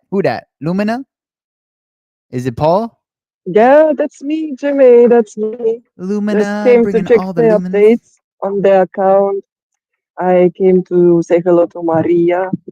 To show the face, please. Isn't she the best? Yeah. Okay, well. Ecosynthesis is... Ecosynthesis what? No. Well, continue. Okay, so we have a no-show, which is my favorite type of show. The no-show. Why? Why, you ask? Well... This means it is time for grow calling sessions. No, not down. Maybe down. All right, we're doing it. We're doing it. Okay, Gloria. Let me check with Gloria. Let me check. Wait, I don't have the. Okay, Mr. McGee. I think James wants to say something. Oh, hold on. Hello, Gloria. Hey, what's up, Jimmy? What's up? You're live. Woo. Hello, everybody. We miss you on LGL. You know what? That's so funny. Is today the last day, or when's the last day? Midnight UTC on Wednesday. So. Okay, so we have time. We got some time. Hey, have you grenaded to Tree Gens yet? No pressure. No. Okay. All right. Okay, then that's good because then you qualify for the Shillevator game. Do you know how that works? Yeah. Okay. So here's how it goes. Okay. You're gonna give me 69 seconds. If I know I just called you out of the blue. If it's not a good time, also you can say that, and I will still love you the same. I promise. But if you give me 69 seconds, I'm gonna show you tree gens. If you absolutely love it, I will request a $1 donation. If otherwise, you can you can drill me with questions. Is that grill? Whatever. You can ask me questions. Or say no, and I promise I will still love you. Pinky promise. Sounds good. Okay. All right. 69 seconds. Here we go. On the clock. Okay. Let me get the time. Yes, absolutely unconditional. You're doing incredible things. 100%. So definitely. Okay. Here we go. Okay. Gloria. Tree Gens is trying to no. Start from the top. Tree Gens is creating a world where anyone can plant trees and earn a living. Okay, so we're tokenizing tree planting through a proof of tree protocol where the planters film before and after planting. The AI counts exactly how many trees were planted. Then the DAO with a staked governance token does some verification. So they tick the boxes, make sure that they follow the methodology. Then 95% of the tree tokens that get created go directly to the planters on the ground. And 5% of the tokens go to the verifiers for verifying the trees. We're further gamifying tree planting with leaderboards and the world's first dynamic semi-soulbound token, which visually levels up as you fund and plant trees. You know, I broke the tree planting Guinness World Record for most trees planted in a day by one person with mangroves. And now we're on track to get 1 billion trees planted on World Environment Day because we partnered with the Ethiopian government to set the record of most trees planted by any number of people. They got 616 million done in a day. And we got 7 other countries a part of our Grow-alition so that we can make history on World Environment Day. Once we do that, we'll have so much forward momentum, we'll be able to regenerate the world. That was exactly 69 seconds. What'd you think? Any questions? What are your thoughts? I have no questions for me. That sounds like the dream that we're all wanting to have. So the trees are planted all over the world, right? Yes. Well, we are starting with mangrove trees. So it'll be by the coast and by the equator to begin with. But it is definitely in the scope of our vision to be all trees. And even by this June 5th, we're aiming to train our AI. Currently, it's trained for mangroves, but to train it for an additional 40 tree species to be able to track the world record of Ethiopia. So we're making great progress towards that. So that's the vision. That's what we're working towards. I got rid of try. That was some feedback from LT. Like, we're not trying. We are doing it. We're making it happen no matter what. You know me. I'm not going to give up no matter what. We're making it happen. So that's what we're doing. That's why I had to adjust my pitch after a couple words there. Okay, beautiful. Yay! Okay. So it's worthy of a $1 donation then. Yeah, of course. Yeah, let's grow. I love you, Gloria. Love you too. Have a great day. Let's grow. Okay, amazing. All right, awesome. Woo! I love doing grow calls, man. It makes me so happy when they say they're gonna grow Nate. All right, Mr. McGee, go ahead. Much love, my friend. I sent you $5, so you should be at least 100 contributors. Go you. No way. I think you got this. You got the hundo. Oh, I saw it go to 100. I was like, who did that? You did a $5, bro. What was the man? That must have been some good matching, huh? Oh, what a legend. Thank you so much, man. Yeah, they're supposed to give you like $200. You. Go Okay, yeah, that forecasted matching is all over the box. It goes up and down and crazy. It's a bit bipolar, but whatever the number ends up being, I'm so thankful. Thank you, Mr. McGee, from the bottom of my heart. You were a great human, an awesome friend, an absolute legend. I think you've been to more of my X spaces than any other human on this platform, and that means a lot, man. And you know I'll have your back no matter what. No matter what. We love Mr. McGee. Let's freaking grow. I love him. Gotta love him. Okay, amazing. Cool. So by the way, well, good luck with the group calls. Thanks, man. So we are 18 minutes away from a call with Sky. So we have the legendary Sky of public nouns. Yeah, none of this is announced. I'm just doing them. And you're either here or you're not. That's probably not the best, but it's what's happening. So we got 18 more minutes. Unless someone wants to say something, you can come up here. You can raise your hand, okay? But I'm just grow calling, baby. We are grow calling. Okay, public nouns holders should all have Durgan Dynasty doubloons. And if you have doubloons, you can join the gardens and tell us where to spend the money win on the meme battle. Let's grow. To which impact assets we should be supporting. Yo, how do you do these airdrops, man? What is there like a platform that does it, or? I can find the link to it, yeah. But basically, you just go to I go to Polygon Scan, and then you go to the contract address, and you go to the holders, and then you just put that into a spreadsheet, and then you put that spreadsheet into the app, and send the money. Nice. How good is that? There you go. Yeah, let me know what app that is. Maybe doing similar things in the future. We shall see. Let's grow. Let's grow. Okay, we're growing. We're growing. We're calling a guy called Knox. He's in the TreeGens TG. Has never messaged me. Let's see. Let's grow. Let's grow. Build on chain and grow. Big Genesis grow. Here we grow. Here we. Build the people like you planting trees and grow. Let's grow. Do a 3 and grow. Growing. Make you impact known. Flowing. Society change can happen by itself. It's grown. What you know about building on chain? Getting users on we're calling you know. One at the station and that's a campaign. Yeah, we can at the Yeah. stations, not doubts in the bay. Shout out to the builders who never win. Jimmy and the team who never went up. Hello, Nuno. Hi, this is Jimmy Cohen here. You're in my TreeGens Telegram. I wanted to reach out to you, and I should let you know I'm currently doing a 24/7 live stream. Okay, have you got a minute, or did I get you right in the middle of something? You have a minute for sure. 1 minute. Okay, that's. I'm curious to know what's going to be about. Perfecto. Okay, so we're currently in what's called a Gitcoin grant season. Do you know what Gitcoin grants are? Have you heard of this? Yeah, I'm aware of them. Okay. Amazing. Yeah. So, they're the longest standing grant program. They've given out like $68 million so far in grant funding. And basically. Projects need the support of the community to vote for them. Exactly. They vote with just minimum $1 and they match it. So sometimes our recent forecast was $117 matching for $1. So I want to try this activity. It's exactly 69 seconds for me to pitch TreeGens. Okay. If you absolutely love it, I will request a $1 donation or whatever your heart desires. Otherwise, you can grill me with questions. You can say no, and I promise I'll still love you because you're in the TreeGens Telegram. Okay, amazing. Here we go. We're on the clock. 69 seconds. Nuno, TreeGens is growing a movement of tree planters all across the world to create a future where anyone can plant trees and earn a living. We're tokenizing tree planting with a proof of tree protocol where the planters film before and after in our DApp. The AI that we trained counts exactly how many trees are planted.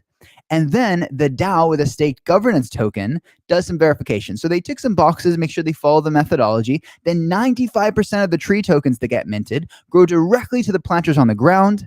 And then 5% grow to the verifiers in order to incentivize the verification process. We're further gamifying tree planting with leaderboards and the world's first dynamic semi-soulbound token. Okay. And, I personally broke the tree planting Guinness World Record by planting 30,469 mangrove trees. Excuse me. I did that, yeah. You broke the Guinness World Record for tree planting? Absolutely, you can Google it. Yeah, and now we're on track to get 1 billion trees planted on World Environment Day. We've already partnered with Ethiopia that set the record at 616 million in a day. Plus, we have 7 other countries. We're going to make history, and that's time. Amazing. I feel honored to be talking with such a person. Thank you, Nuno. The honor is all mine. I appreciate you so much for following along our journey and for being in our Telegram. So let me know, do you have questions? Do you love it? What are your thoughts? My only question is about the verification process. Okay. Because I have a friend who already thought of the same idea as you are doing. And our idea would be to have an NFT for each plant, where the NFT would follow as the plant grows. The NFT would change and grow itself. Nice. And some geolocation information, whatever, would be there. But have you thought about other important aspects in the verification process? Absolutely, we have. Yes. So we are starting with mangrove trees. We're initially only tokenizing mangrove trees because we've assembled a advisory council of 9 expert advisors who have almost a century experience between them. So this is for the mangrove advisory, right? So we teach people how to do the thing. Now, in terms of verification, right, in our DApp, they film after learning the process. They film within the application, right? So you can't find a video online and upload it. You have to film within the DApp. If you don't have the best internet connection, it will save the video automatically in the DApp, right? And then once you gain access to internet, it will then upload, okay? So you're filming before and after the same location. It automatically captures your GPS to verify, okay? And then our DAO members who have a separate, not the tree token, a governance token, it's at stake. So if the verifiers who are ticking the boxes to make sure, okay, correct spacing, the seedlings are, not too ripe, the propagules are ready to be planted, these kind of things, when they tick those boxes, if they do it carelessly or maliciously, they actually can have a slashing process. Are you convinced you have found a good solution for the verification process? 100%. I'm all in on this. Tell you, again, I feel honored for you to reaching out to me. I can now tell my friends that the person who broke the world record in tree plant contacted me, and I'll be sure to follow on your program, and I'll be sure to help with the dollar. As you said, it's nothing. Yeah, I never knew you were so far in your project already. Thank you so much. Yeah, we've been building this for almost 2 years now, and we're just timing the market. As soon as it's not in a state of fear, we're going to launch, hopefully Earth Day, but we'll see how the market is because we're launching our governance token first, and then the DApp and the tree tokens and the gamified NFTs. Thank you so much, Nuno. I really appreciate it. By the way, I should let you know, in order to get the crazy matching that I mentioned, you do need to they have what's called cluster matching. So you have to support a few projects. I recommend at least 3 of them. So like $1 into 3. I have a collection of ones that I think are really aligned. You could also peruse through, but your $1 in our grant will make a massive impact, and that would be amazing if you're able to support a few. It is on the Arbitrum chain. But the bridging is built into the platform. Right below the donation button, there's a bridge, so you can just if you don't have funds on the Arbitrum chain, you can easily just bridge within the platform. Let me know if you get stuck. Amazing. I think this is what Web3 is all about, not just about meme coins and things without much value. So I appreciate you having calling me, and I'll be sure to follow up on this. Thank you so much, Nuno. We have just over 2 more days remaining in the grant round. So I'll send you the info now, and I hope you have an amazing day. Thank you so much, Nuno. You're the best. You're the man. All right, we'll be in touch. Okay, ciao. Let's freaking grow some trees. We're getting that seed capital. We're getting that seed capital, baby. We're growing. We're growing. I am so happy when they say they're growing. Okay, gronating. Here we grow. Boom, bam, bam, bam. 171. Diddly diddly doo. Diddly dee. For the next 2 days, let's say, around that.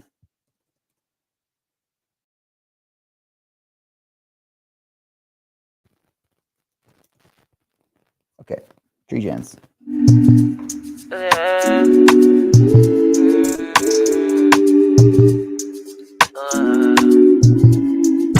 Well, let me bump my speed. Let me smoke some weed. It's a weed time. Trees, you got to plant what you eat. You got to plant all your seed. You got Water them. Water them. Trees. Hey. You got to plant what you eat. Plant what you. You got to water your seed. Put the water. You got to plant all your seed. Hit them with a gronation and a plantation. You can use it for your medication. You don't need doctor for your medication. Just plant a seed and be patient. Gronation and a plantation. You can use it for your meditation. You don't need doctor for your medication. Just plant a seed and be patient. Don't you really think when you burn them trees down? Don't you feel guilty when you cut them down? Jimmy Jam and a plant with me and a tree gens plant your seeds. Jimmy Jam and a plant with me and a plant your seeds. Just with me and a please plant your seeds. Jimmy Jam and a I know I'll make you hinder me. Hey. Record for planting trees. We broke them. Broke it. Give me melody. Give me. Love the nature and forestry. No one make you slow me down. Slow me down. No one make you dull me now. Follow me to a fruitful ground. Fruitful. Everybody, let us growing. Plant your seeds. Jimmy Jim jamming just with me in the tree jeans. Plant your seeds. Calling Marcus. Plant your seeds. Tree jeans. Plant your seeds. Hey, let's grow in seeds. Heal the world. Say what? Say what? Growing them trees. So many trees you won't believe. Hey, Marcus Aurelius. Let me just say, GM got a sack. Hit him with a boop, doo doop, dee doop. Okay, we didn't play the Let's Grow song to the end, so we gotta do the full thing. Okay, let's grow. Let's grow, guys. 48 more hours to grow. Let's grow. Build on chain and grow. Regenescence grow. Build the people like you planting trees and grow. Growing. 2 or 3 and grow. Grow. Make your impact known. Make it known. Society change don't happen by itself. It's grow. What you know about building on chain? Getting users on board in a way. One at the station and that's a complaint. Yeah, with 10 at the stations, now Out of the way. Shout out to the builders who never gave up. Jimmy and the team And we never went off. Let's grow. We are gonna make it, yeah, we did we grow. Gitcoin and give it, use big low. We got a big kids really on chain gigs. You will find no tricks in our protocols. Do you like open source? Do you contribute like you were part of the workforce? So no, we Can't take a break now. Can't take a break? What you thinking? Take a break. As opposed to hating and the bad talk, Let's collaborate and never lock down. The future is bright and green. Right More green and as we plant green. more trees. In 17 seconds, I grew this. Tell me what your excuse is. Let's grow. Build on chain and grow. Regenescence grow. Build the people like you plant the trees and grow. 2 or 3 and grow. We grow. Make your impact known. Make it known. Society change don't happen by itself. It's grown. Sounds phenomenal. God damn. What was that? What that? Now. Somebody hit my hair. Feels so good. Okay, Chris. Have I called Chris? Yep, but he hasn't picked up. One more time. Come on, Chris. GM. Come on, Chrissy. Come on, Chris. We need that seed capital. We're trying to get the seed capital, friend. We growing trees. Heal the world. Daniel Matalan and I are going to have a meeting in a couple weeks. Who? Daniel Matalan. Daniel Matang. Is that Anu Initiative? Matang. Daniel Matalan. Hey, Jimmy, let me ask you a question. Let me give you an answer. Is that enough? Oh, that guy. Is there enough? Okay, great. Yeah, I hadn't learned his last name yet. Is there enough Madeline? Or Madeline? Yeah. Is there enough Madeline? I don't know. What you meddling with? No, he reached out. His last name's Madeline. But no, he reached out to me on DMs. He's like, hey, we should set up a meeting. I'm like, yes, we should. Hell yeah. Oh, I interviewed him on Spaces. Did you know that? You did? There you go. That Yeah. guy's, like, After you left that day, after you made the intro, he came up here and yeah, we had a nice little chitty chat. Chat. There we go. Let me hit up Sky. Mm-hmm. Hit up Sky. Let's hear from Sky. I want to hear from Sky. I want to know all about P-Nouns and just P-Nouns fun trees.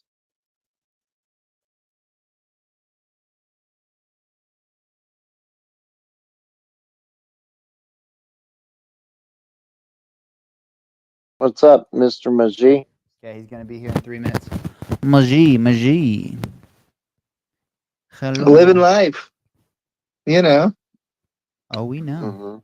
Mm-hmm. I have to get out to the garden today. You didn't get to the garden? It snowed lightly overnight. Overnight. Out for a ripper, ya bud. Going out for that's Canadian. Mine, United Canadian. What am I saying? Just a little dusting. Excuse me? I planted some blueberry bushes yesterday. Blueberries. There's Daniel on new initiative. Them blueberries. Daniel Alanu. Check Anu. your DMs on TG, Daniel. Are we old or are we a new human? Beijing. Daniel, check your DMs on TG, please. He's waving at us. Like, okay, buddy. Oops. I hope you enjoyed that DGen music last night, Daniel. Or not, maybe, I don't know. What DGen music? No, I missed this? I told you who came through, dude. Oh, yeah. Stu Kwan, man, and the Quacky fam. The Quacky fam. The Quackalack. Quacky ducks. Mm-hmm. Ladies and gentlemen, the most nounish public gooder there is, Senor Sky. From the sea to the sky, his sky, let's grow, let's flow. I'm guessing we decided on, okay, spaces, yep, no problemos. Let me just adjust the video broadcast to reflect that Senor Sky. Oh, you're doing an interview with Sky. Yeah, man. Sky is Hello. in the house. What's going on? How you doing, Sky? Great. How are you guys doing? Thanks for having me. Great. By the way, I met Borrowed Lucid in East Denver. Good peeps. Oh, nice. Yeah, great. She's a part of the public nouns community. Let's grow, borrow lucid. Okay. And more. And more. Absolutely. Love it. Hey, thank you for coming through on short notice. We appreciate you, Sky. All right, we've updated the video broadcast. All right, for those who have been living under a rock, what is public nouns? Give us the rundowns on the public nouns. And let's grow from there. Sure. So very high level. Can you guys hear me all right? Yes, sir. Okay. So yeah, at the highest level, public nouns DAO is a community of people that use on-chain governance via their beautiful little public nouny NFTs to distribute funds to fund wild experiments in the public good space.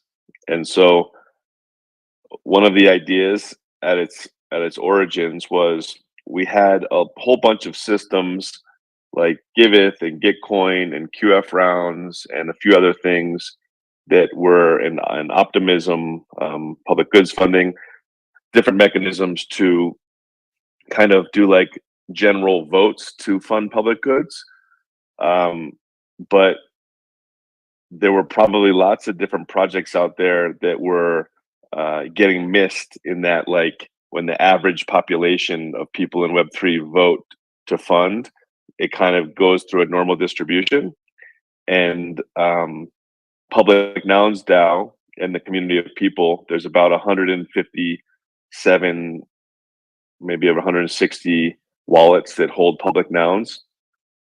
That group of people is deep in the DAO world, the public goods world, and collectively gathered a treasury of ETH, and that DAO can kind of live out on the edges of a normal distribution. And so people who have different ideas in the public good space, some are art based, some are education based, some are QF based, matching funding based, some are open source software, some are events, some are hacker spaces.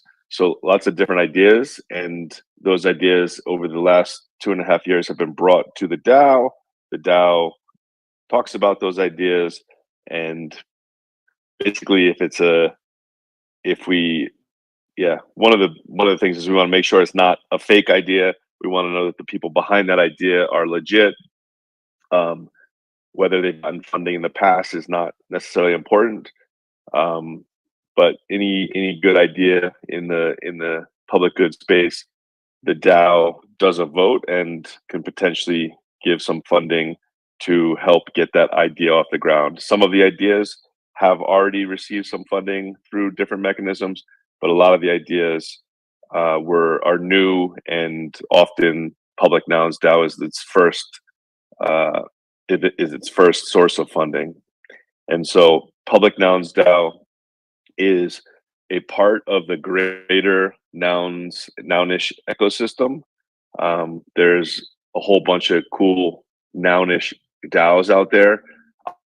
Obviously, the original OG one, Nouns DAO, is where it initially got its inspiration from. Nouns DAO does a lot of things. It proliferates the meme of nouns. It funds amazing art things. It also does fund public goods. It's funded, in ETH amount, it's funded a whole bunch of ETH towards public goods. That includes things like Protocol Guild and there's a Farcaster thread on it recently in the last month. Nouns DAO. So Nouns DAO also funds public goods, but Public Nouns DAO, its sole purpose is to fund experiments in the public good space. And so it's cool to have lots of different nounish DAOs out there. A lot of them have different missions. Nara's DAO has its own mission. Public Nouns DAO has its own mission. Pronouns DAO, which is in Nigeria, has its own mission, largely based on education. I just joined a virtual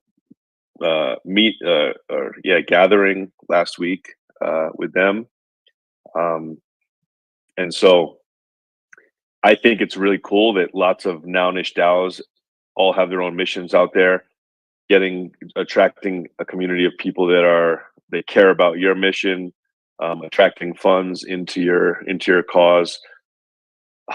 For those that don't know, high level, back in the day there were all these NFT projects, and often a new NFT project would launch. You'd buy an NFT, could be a PFP, could be another NFT, and the money would go to the founding team who created the NFT project, right? And so Nouns DAO was one of the first NFT projects out there that created the noun mechanism, where NFT is auctioned off, and all of the money that goes towards the purchase of that NFT goes into the treasury of that DAO. And then everyone who has an NFT in that DAO, each NFT is one voting share in that DAO. The group collectively gets to decide how to spend that treasury. And so that was a very different, novel mechanism from how most other NFT projects in the world existed. And it's really powerful. Like when you know that the money you're putting in towards this NFT goes into this treasury, and we all get to collectively decide what to do with the money together. So that's a bit about nounish DAOs in general. That's a bit about Public Nouns DAO. And that's kind of the initial overview. Love it. That is a very powerful concept, and it's so cool to see how nouns has proliferated so much. We just did an impact concert yesterday, and EZ is a recipient of Flows, which is, I believe, set up by Nouns, where they stream funds out to people, and that's what's fueled him to throw all these impact concerts. So he came on, he had like the Noggles, and a bunch of people had Noggles on the impact concert that we did here on Let's Go Live yesterday. And it's cool to see all of these different nounish proliferations happening, from the limitation of one sold per day to all the variations and categories that have branched out from there. So I love it. Sky, many would consider you to be an OG in this space, and you've been a part of quite a few different DAOs. So tell us a little bit about before we delve, deep into the DAO. Tell us a bit about your journey and how you ultimately ended up starting Public Nouns. Yeah.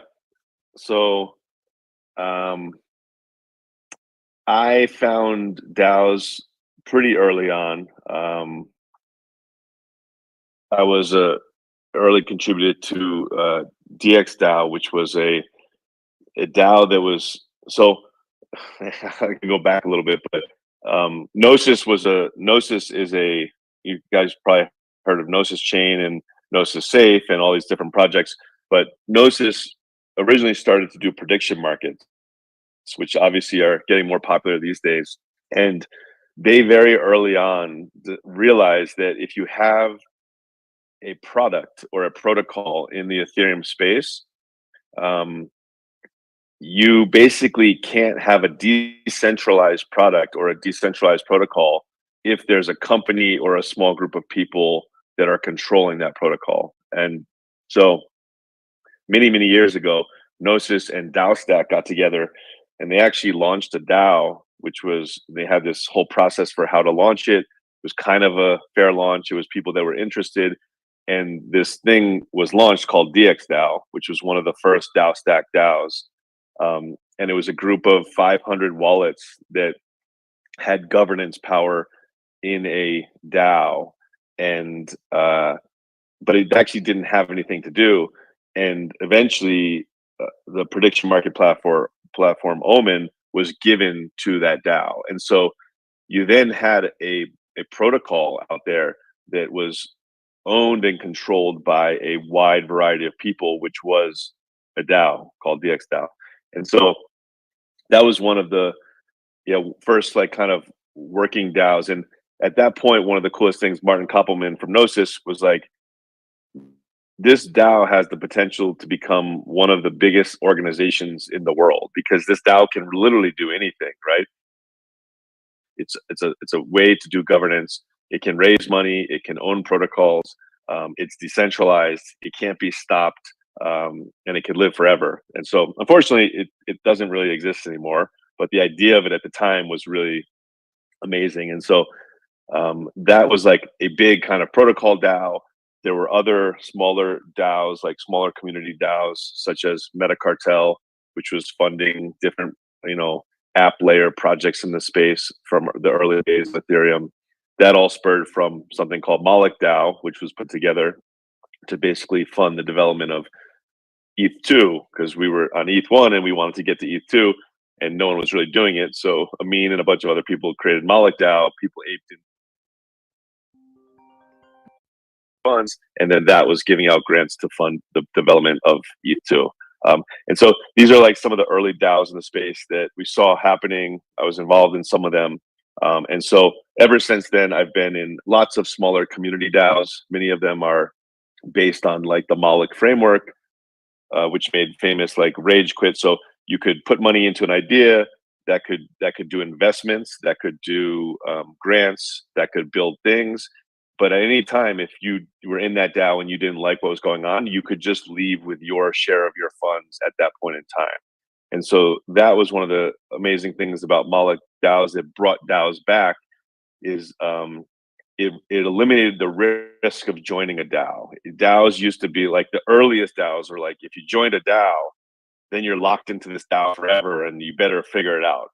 Moloch DAO invented Rage Quit, which is you can join this DAO and things can go as they can move forward. And at any time, if something that you don't like is going on, you can just leave the DAO with your share of the funds that you still have there. And so DAOs started proliferating for lots of different ideas. Those can be for missions, to help people, to build products, to fund, to give grants, whatever. And so this DAO community of people, we've always been building and trying new things. We also, see the importance of like funding public goods. And so Gitcoin and Giveth and all those projects were making that really popular. And so we saw what was happening This was like summer of 2022. We're at like a DAO residency in Germany. We're doing other things, and we're seeing like Nouns DAO, this treasury with like $30 million in it, and they are just like proliferating the meme of nouns. And we're thinking like, oh, can we do something like that and combine it with funding public goods? And so we started thinking about how to do that. And initially it was like, oh, let's buy a noun so we could, start to like form what Nouns DAO is doing. But then we realized we actually don't need to buy a noun. We don't need to like raise a bunch of money to buy a noun. We can just start another DAO that's like Nouns DAO that just has a slightly different mission. And so that process started. And one of the cool things about the NFTs in public Nouns DAO is Nouns DAO, the original one, each head is a noun, is an object, basically. That's why it's called Nouns DAO. And there's lots of cool, it has a certain feel to it. There's lots of different heads. There's been new ones added over time. But when we launched, we got a group of people that cared about DAOs and public goods, and we started to come up with the idea of public Nouns DAO. We got a bunch of aligned organizations that wanted to be founding organizations of public Nouns DAO, and each of the heads, so each of those organizations has 3 different heads, which are nouns that are representative of those organizations. And so there's 21 different heads total. Obviously, like there's different traits for shirts and other accessories and stuff too, but each of those orgs has 3 different heads. And so the public noun heads each have origins from different organizations, and that includes like Optimism, Gitcoin, Metacartel, Moloch DAO heads, Radical XYZ, Panvala, which was an early public goods project, and CLR Fund. And so those organizations have heads in the public nouns ecosystem now. And so then we launched at the end of 2022. We started the project, and lots of the public nouns started selling to aligned people. The treasury was filling up, and so the most ever paid for a public noun was 8.69 ETH, I think, which is pretty cool.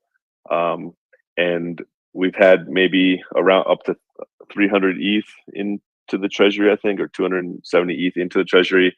And then over the last 2.5 years, we've given out grants to over 50 different ideas and projects.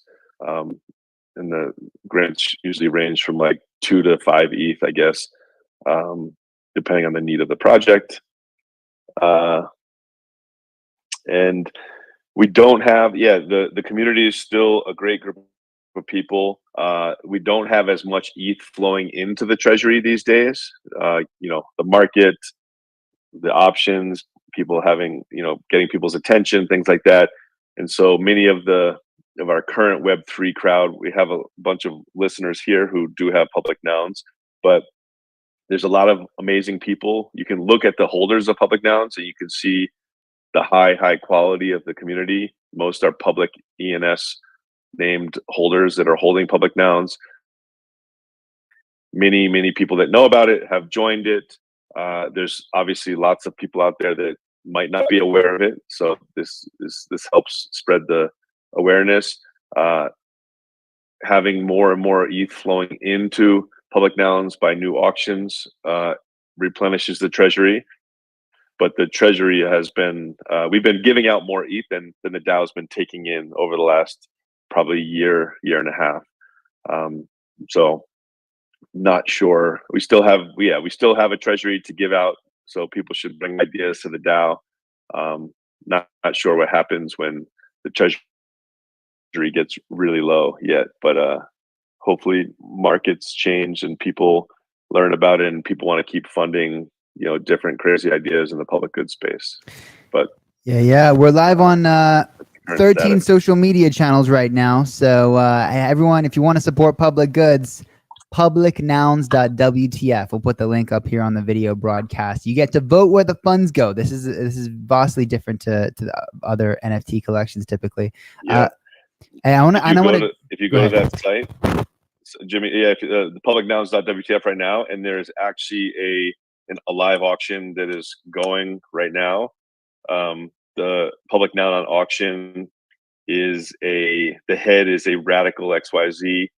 For those people that don't know what that project is, kind of like a decentralized GitHub.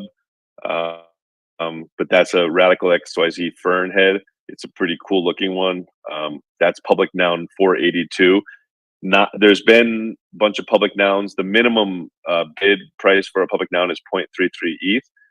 If that is not met and the auction finishes, that actual public noun gets burned. And so there are not actually 482 public nouns in existence. But that's the number we're currently on. And one of every 30 public nouns actually goes to NounsDAO for creating the idea of nouns. One of every 30 goes to public nouns DAO itself, and then one of every 30 goes to a multi-sig that is the founding orgs, the founding members of public nouns ecosystem. And so, but the rest are either held by individuals or burned to the 0000 address. And so there's some great ones out there that have been burned forever. Man, imagine if you made a new wallet and it ended up being 000.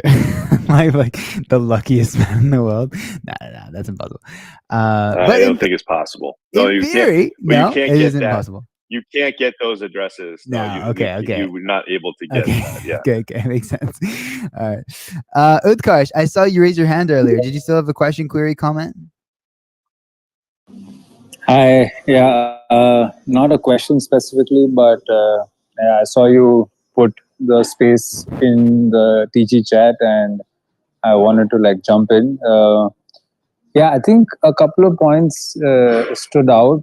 And I think this is me sharing from a recipient point of view.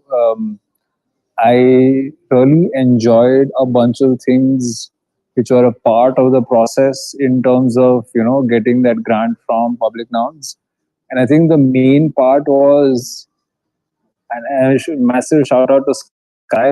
I think in terms of being able to hone in on the project and really be able to understand the project on its merits, and that warrants a discussion. It has all the back and forth, and there is considerable amounts of energy going through.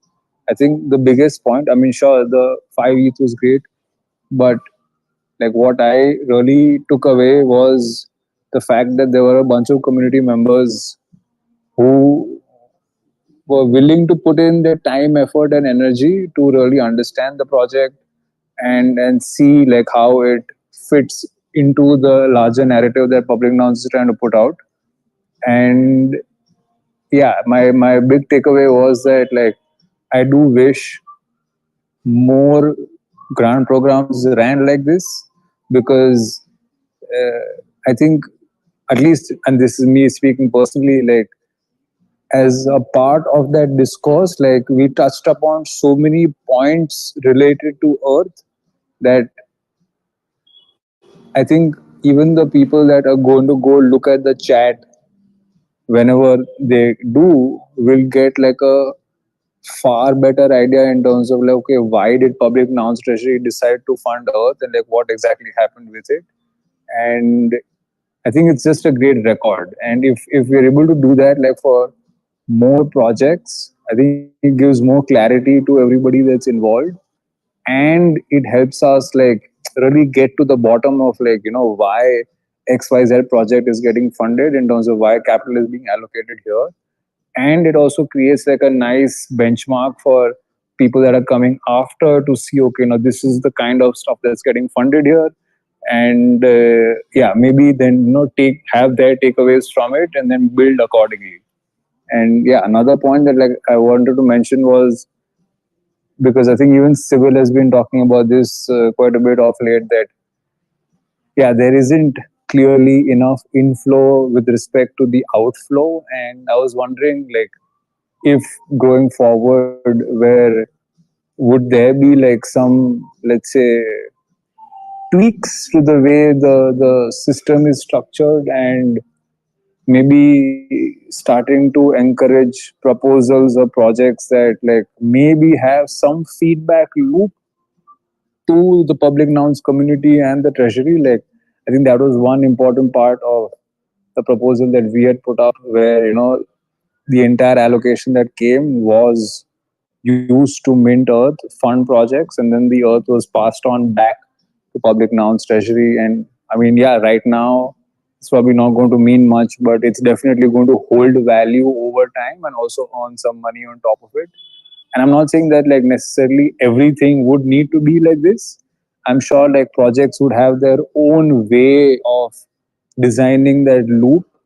But if I think more projects even try to do like a bit of this, like it would create that virtuous cycle where after having funded 50, 60 odd projects, like there would be something to show for, which could like add momentum to take it forward after that. And maybe this is just something to think about, like as maybe it seems like it's like entering its phase 2, where all the initial mints the treasury built like now has been considerably drained, and now we need to like reinvigorate the whole momentum around it. And maybe this is something, I don't know if nouns does it, and I'm sure like public nouns is meant to like fund public goods, but like what if you could fund public goods but also get something back in value, which would keep that cycle going? Yeah. Thanks, Ukarsh, for all that. Good to hear you here.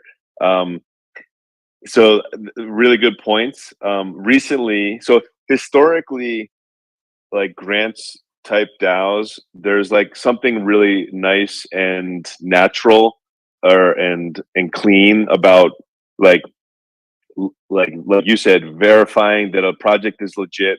That's a great idea. The community wants to back it, and it just gives a clean grant to that. Like we use a system called Karma Gap, because it is, like you said, it's great if all the projects that receive grants can give feedback, can give updates, can give milestone reports on what they did with that grant to show like value created, which will then help that project itself in the future, like if it asks for future grants from public nouns or from other orgs. Recently there's been a handful of more, probably in like earth in the refi space, like this idea of like let's turn degens into regens, and like there's like systems out there in the solar space or in the earth space or in the environmental space where you were doing good, but we're also earning some return from some mechanism, like selling the credits that are earned in those projects, right, for money.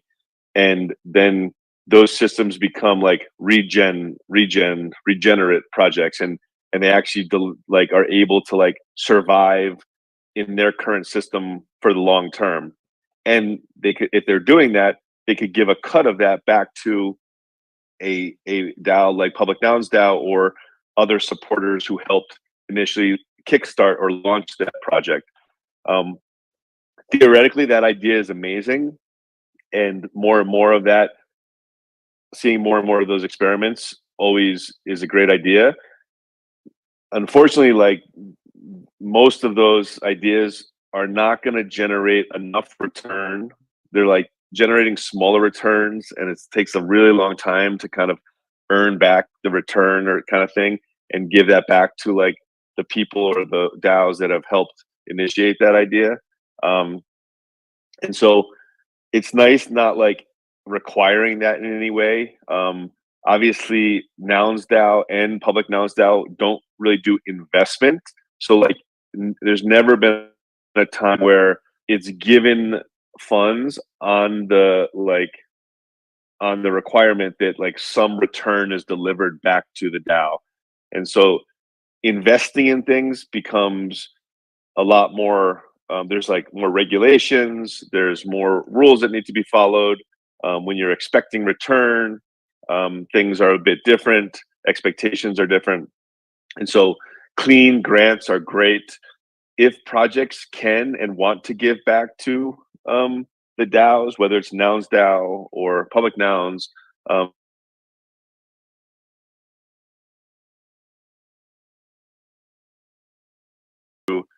in the future, when it has a token or it has some return or it has some access to something, it could always decide to give those benefits back to the people that helped fund and initially fund it and get it off the ground. And so that's creating a cycle for that, creating desires where projects want to give back to the people that were their early supporters. That's the power of like tokenization and tokenized economies. So I think we'll see more and more of that. It's really cool that Public Nouns DAO does hold the Earth token. So that's a unique scenario. There's also been, by being part of the Public Nouns community, there's been advantages to holding public nouns. There's been airdrops in the space that have gone to public noun holders.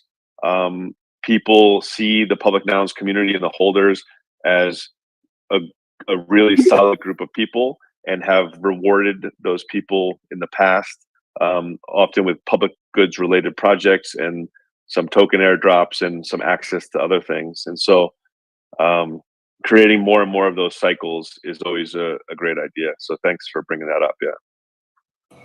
Yeah, no, I think maybe just to clarify a bit, like I think being able to give tokens back was very specific to our case, and I would assume that it doesn't apply to like most of the projects that come in. But maybe in some sense, like an example in terms of what happened with Tregens, like okay, I'll be honest. I think up until that point, like I'd known of Public Nouns, but when I think maybe Public Nouns sponsored the tree planting drive, and there were 2 to 3 sponsors, and I think Jimmy, being Jimmy, was talking all over the place about it, and it was at that time that I realized that okay, now he's getting some support from here too, and it's not necessarily like that maybe helped Public Nouns like expand their awareness in terms of like who knows about the project, how can they possibly engage what the project is all about. And I would say that like maybe leaning into what that project can do, and that's why I'm saying it's interesting that it'll be different for every project that applies, whether it's just like shilling Public Nouns out, maybe it's like maybe asking somebody to come in and participate, but to each project their own way of at least like being able to create that loop. And I don't think it needs to be like a mandatory thing, like it can be a voluntary thing from the projects and however they feel comfortable. But maybe like having this example out that okay, now 4-5 projects, this is what they had done when they did it, would help people also like exercise their gray cells when they are putting up the applications. And I think it's like a monkey see monkey do situation, right? Like if you've seen a bunch of people before you do all of these things, like you try and be a little more creative in terms of okay, now we're getting all of this support, like what can we do from our side? And that could be anything, like yeah.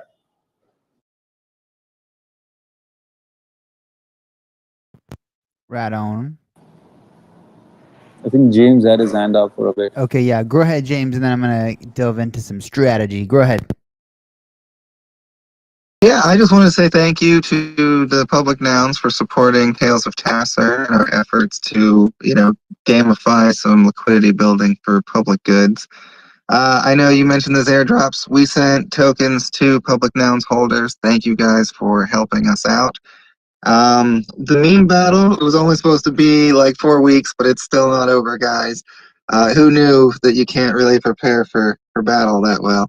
But we are still holding true to what we said as far as structuring liquidity, going to buy Public Nouns moving forward.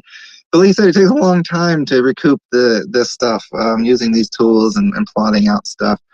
But if you guys want to help guide us, feel free to use the airdrop tokens to join gardens and vote on which part of the empire we should be focusing our investments on, aka which impact assets we should be building liquidity pools with. It's all just narratively fun.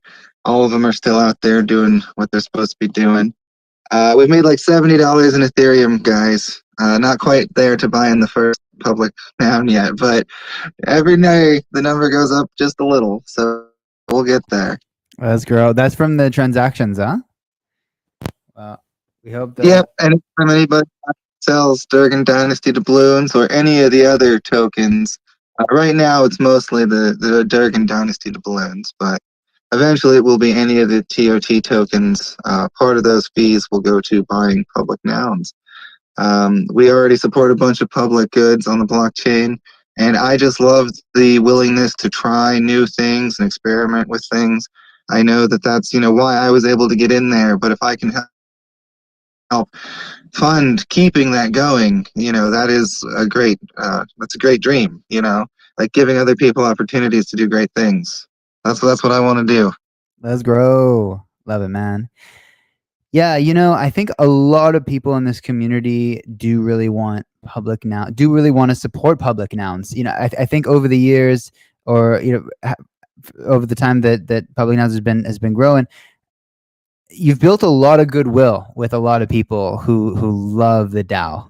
Like Civil came, like last Public Good Saturday, Civil was like, hey, like I've noticed, this is how much we're granting out. This is how many have been bought over this period of time. And why don't we create like a little like working group to try to get more of these sold, right? And how to try to fundraise through there. So yeah, would love to work with Civil on that and try to set up this working group. And Sky, I also want to kind of maybe brainstorm with you and with everyone up here how we can support the DAO to grow, to grow a treasury, to continuously give out as much, granting as the DAO wants to approve. There's been some talk in the past of maybe doing like a main nouns proposal to refund it. Or I know like main nouns has even launched a fungible token. I don't know if, depending on market conditions, that may be something that the DAO could do in the future, or if there are other methods, that as kind of have been brought up by Utkarsh and Mr. McGee here about potentially trying to fund it from the community there. But yeah, what are your thoughts on all the potential avenues that we can endeavor upon to support the DAO treasury as a community? Because I think you have more support than you may realize. I think a lot of people really do want to support it, and if we all had some direction, and if we can all put the work in, then I'm sure we'd all love to contribute to that. Yeah. So there's probably three initial ideas that I can think of. So if you have we've seen lots of DAOs kind of dissolve, become stagnant, die over like the last number of years. In our scenario, like if the community of people that are in public nouns community want to not have it stop and continue, one simple thing would be to like leverage the power of the crowds and crowd fund like a continuation pool. And so if it really came down to it, what if everyone who has a public noun that is part of the community just bought one more public noun, right? So if all 160 holders just decide to buy one more public noun, you get a replenishment. That's not like going to be game changing, but that can continue the mission. And so the question is, does the community care enough to continue it? And you could just have everyone chip in a bit and buy a whole bunch of more public nouns and replenish the treasury. Another idea is, like you mentioned, because of the expertise, because of like the proof of value created in the public goods world, like Public Nouns DAO has kind of a record of what it's done the last 2.5 years. Some of that is documented. It could be better documented in Karma by the projects that have received grants. We could have some summaries of that. We could bring that to different organizations in the space that have money that want to fund public goods. And public nouns is a bit of a like general funding of experiments in public goods. So it's not like specific to one ecosystem. So if you went to an L2 and you said, can we have some money to continue this mission? Sometimes they might say yes. Sometimes they might say, well, only if it's for our ecosystem and things like that. And that's where you start to have like maybe derivations of public nouns specific to different ecosystems. But that gets a little bit more complex. But asking organizations that would be willing to just contribute money to continue what has been happening and can see what has happened and decide to like replenish. And so that could be to, like you said, Nouns DAO, our big brother. That could be to the Ethereum Foundation. That could be to, I don't know, corporations out there. That could be the different projects in the space. You know, ENS DAO does give out money to like general funding of public goods, which is pretty cool. Not, yeah, there's different projects have different allocations toward different things. And so we could get a lump sum like donation from someone to continue it. And then another would be like kind of the expansion of like the individuals that want to be a part of public nouns. And so part of it's awareness, but like there's like most people that think public nouns is a great idea and want to be a part of it, there is this like slight barrier to entry of 0.33 ETH. There's been talk in the past about like lowering that to a much lower number. You know, there are nounish DAOs out there that like you have no minimum and like just get lots of little tiny amounts of ETH. But then you just have this much bigger group of holders that might be less aligned. And so those are a few different ideas to continue the treasury, to expand the treasury. We could give out less ETH, right? We could give out less ETH in rewards to like not give away the treasury, but I haven't heard any great arguments for that. Like we've had a mission saving the treasury so we can just keep giving out smaller and smaller amounts doesn't seem like a super great idea. So like getting people, especially with ETH price lower, you know, there's projects that need a minimum amount to like really dive into their project to get the signal to like move ahead. And so if you start giving out like small amounts of like 0.2 ETH to like a whole bunch of different projects, that's a nice thing for them, but like a lot of times it doesn't let them like really dive into like their initiative. And so documenting the value created of what public nouns has done and then bringing that to showing that to the world. And then if people think it's a great idea to continue it, people make sacrifices, people make asks and continue it.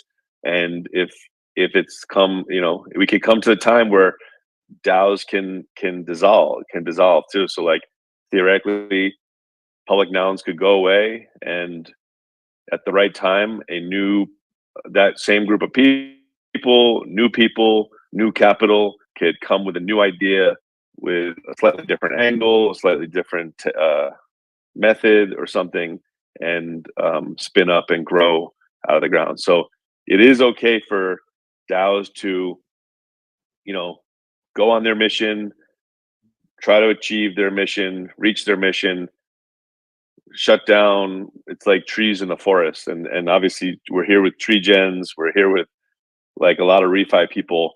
Think about how like the forests work, right? Like if a DAO is a tree, these things don't live on forever. There's no tree that lives on forever. So if it goes into the ground, you know, burns down and then replenishes the new plants that rise up. And so Jimmy and I have had ideas where like there's been people that want like specifically to have a noun, like a public nouns type DAO to fund specifically stuff just for the environment. And so public nouns DAO could even seed fund and help new nounish DAOs launch with more specific missions. But when you do that, you need to make sure you have at least a set group of people that are excited about that new idea, because we've had a lot of nounish DAOs that have launched and kind of just flopped from the beginning because it didn't have the interest in a mass of a community that would want to like enter into it from the start to help get it off the ground. So like a new nounish DAO that doesn't raise any funds, like basically from the start, kind of just flops and is not able to do anything. So any derivative or any new nounish DAO, you want to make sure you have enough critical mass to get it going from day one, to get it off the ground so that it can actually make an impact. Probably you want to have some comfort that exists before launching it, rather than just like launching a brand new idea that no one knows about. So yeah, those are some ideas. Yeah, this was the idea of Izzy originally, and we're all in this. A bunch of us here are in this group chat called Impact Nouns, which was going to be specifically for. It was going to be like refi and DPIN, and they were exploring like just refi. But the idea was that it would be like cheaper nouns and then smaller grants, but more for like on the ground work and things like that, which could maybe have a more price accessible entry point for a lot more people, but wouldn't take away from those who have spent 0.33 or more ETH on the NFTs, and they wouldn't feel bad that, oh, this guy acquired one for so cheap when the price used to be this high. So you might have that feeling amongst people if the price does lower, but by doing so, you could have a spinoff which could continuously raise more money as their NFTs sell, and then also have that cheaper price point for people. So yeah, it's definitely something I would be open to pursuing. But like you're saying, yeah, we need a solid group of people to do it. And I think also having like a feedback mechanism, much like how public nouns for every 30th NFT supports nouns DAO, there should be some kind of support mechanism for public nouns, as opposed to like fragmenting the community away from public nouns. I think having some, if it can make public nouns stronger in some way, that would be more ideal as well. Go ahead, Civil. Hey all, thank you for having this conversation, and yeah, really good contributions. I guess just for clarity, couple of thoughts. I think impact nouns, the idea was like, rather finding direct impact versus public goods experiments, which are sometimes like on a meta level, right? Like the classic public nouns funding thing, like funding the matching proposal, the matching pool. And impact nouns, for instance, wouldn't do something like that, and would only like direct impact fund things. And then the token launch from NounsDAO, I don't know like the entire story, but to my knowledge, it was like someone launched. It was not launched by the DAO. It's like, and then the token acquired nouns, and so for some time, Nogs or Noggles, I think there's also at least 2 different fungible tokens that were somehow affiliated with nouns. So like they hold in their treasury, they held a noun, and then but that also dissolved. So it didn't do like that great long term, but yeah, interesting experiment as well. And so NounsDAO is also going through quite a bit of an evolution, and has basically, like to a large extent, the fork over a year ago, I would say is almost like a plan that's like cut, right? And definitely, maybe not burnt down, but at least massively cut. And it has also definitely changed the culture.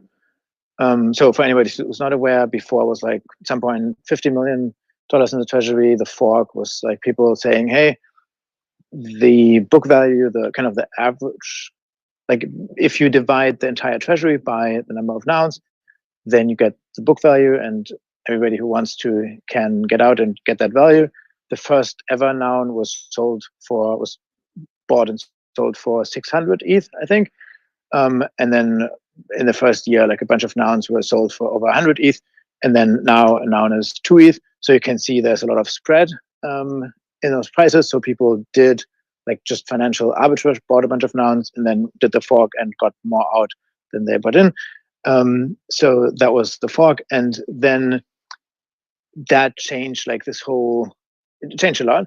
And currently, one of the evolutions that's going on in terms of dynamic that actually also led to the flows. So flows, Rocketman, who developed flows. So Rocketman launched a Verbs DAO, also a very interesting, cool iteration, and like Nounish DAO. He then launched flows.wtf, which is currently exclusively used by Nouns DAO. And so first, basically flows is this pool of money, and it trickles out from there, and Nouns holders decide where it go, like who it trickles to, and anybody can challenge it, and interesting mechanics, and overall really interesting. First time like a few months ago was funded with I think around $160,000. So that's where all the flows funding came from that pool of money that was funded from an announced DAO proposal. And so then a few weeks ago, Rocketman put a new proposal on chain for requesting $500,000 from the DAO treasury. Now the treasury is currently around $5 million, I think. I mean, obviously it's changing with ETH price and this and that, but around 5 million. And so 500,000 is what he requested for paying out 50,000 every month, roughly, through flows. And that proposal did not go through in its current form, and that it was contentious. 200 against votes, and I think 224 votes to give the grant. And one of the main against voters was Oryx Dusk. He actually also gave a comment. He voted with reason. VWR voted with reason on chain. You can see it. One of his reasons was that Rocketman was proposing a token launch with a RevNet system with flows and this and that. And Oryx Dusk was like, well, if there's a token launch coming from a grant and a thing that's only funded by Nouns, I think Nouns DAO should get a token allocation. And so that's interesting. And Oryx Dusk is part of the Nouns Break-Even movement, nounsbreakevenmovement.eth. That's a group of people who are committed to basically make the inflow and outflow break even, sort of. And so currently, roughly speaking, it's like around $50,000 coming in every month, and with flows, it would have been only with the flows thing, with the one proposal, would have been for like 10 months that same amount going out, and so that would prohibit any other proposals from being passed for almost a year. So they didn't want that, and the Nouns Break-Even movement has that power because they have been acquiring nouns for a long time, and so they now have like 100, 200 nouns. So that's an interesting dynamic, and I encourage people to also sometimes join the Little Nouns Discord. Open Discord, lots of nouns conversations, including like Nouns DAO, not just Little Nouns DAO conversations. Those were a few of my first initial thoughts. Right on. Hey, I do want to say that getting a good proposal passed by Nouns DAO, or from Ethereum Foundation, or from ENS, you mentioned Sky, takes quite a bit of work.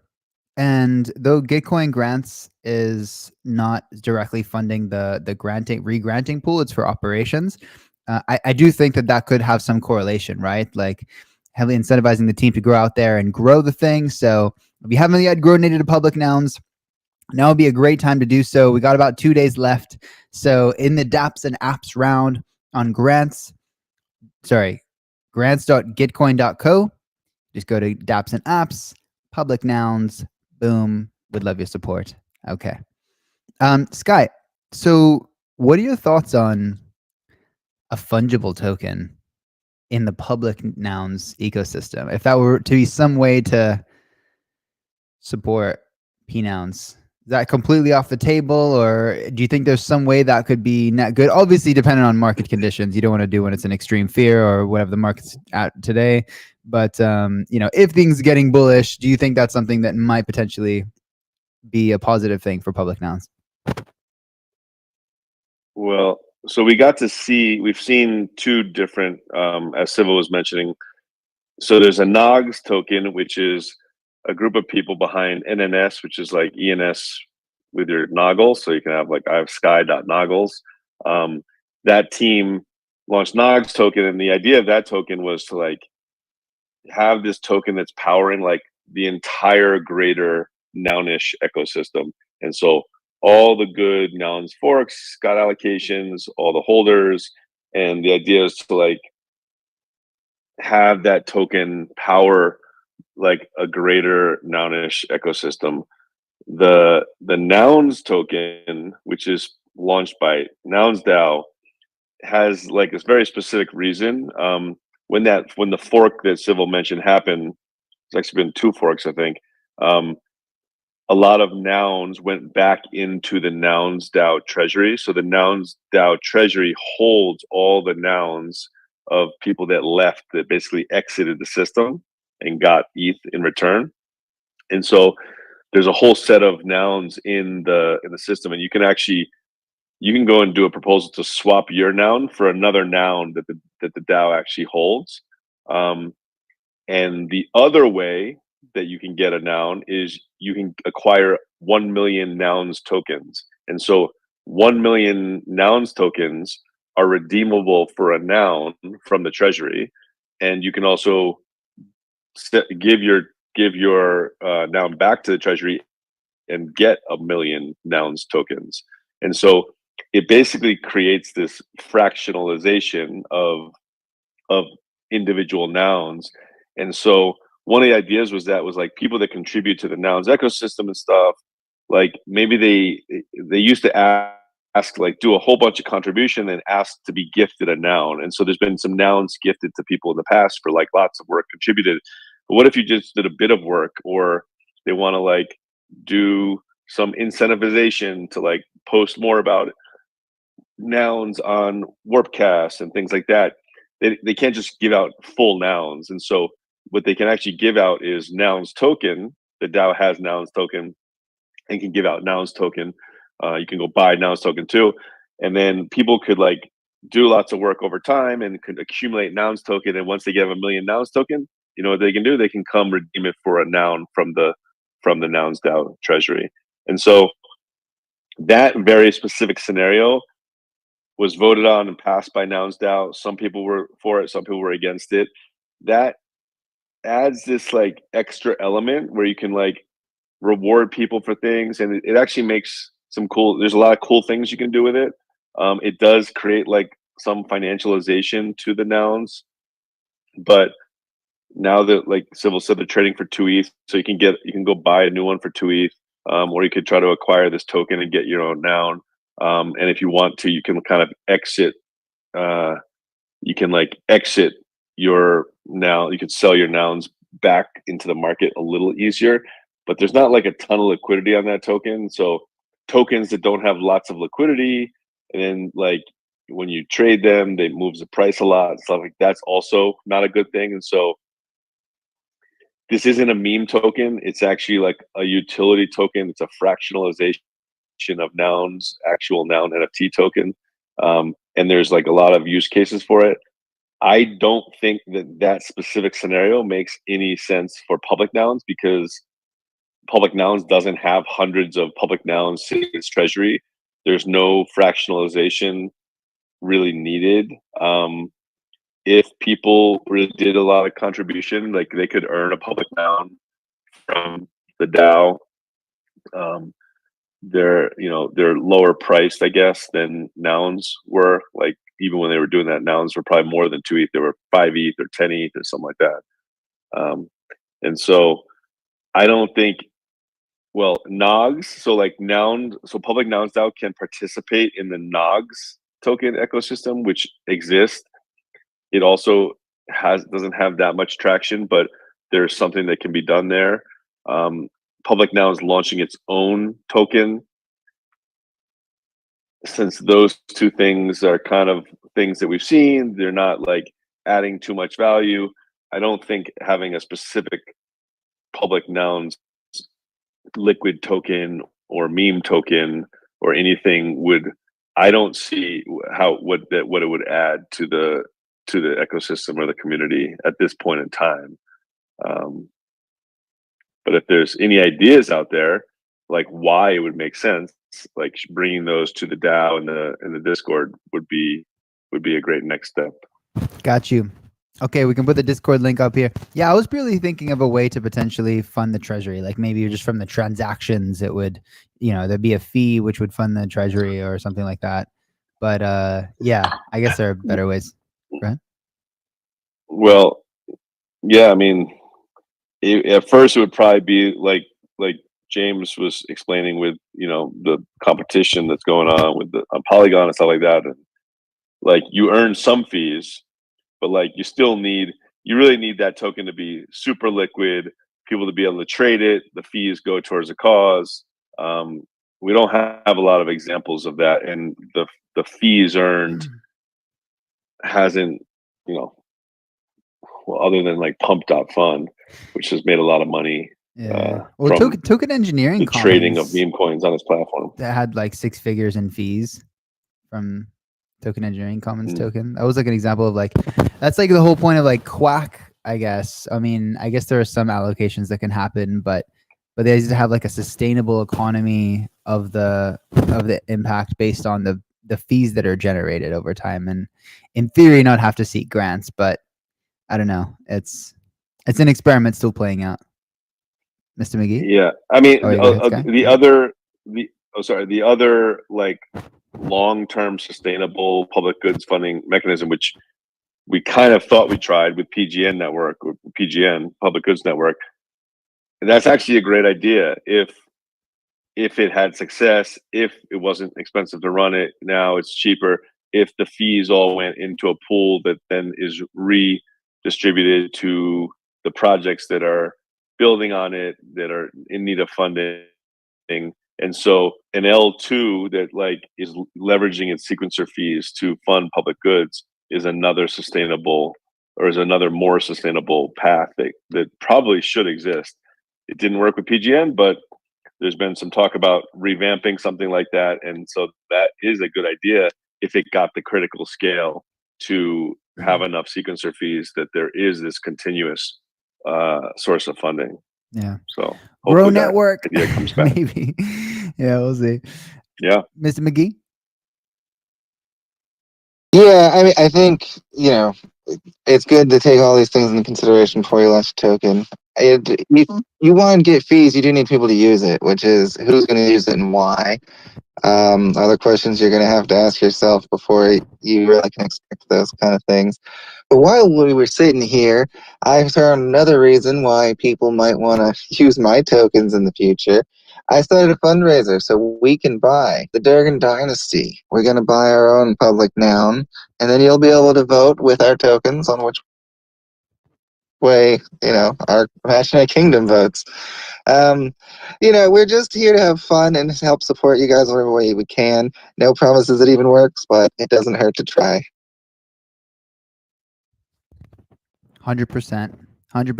And that's a great part of the P-Nouns community. There's a lot of people trying a lot of things, a lot of wild experiments happening. So again, if you want to get a P-Noun, publicnouns.wtf, if you want to support the DAO, you can do that in the dApps and apps round of Gitcoin.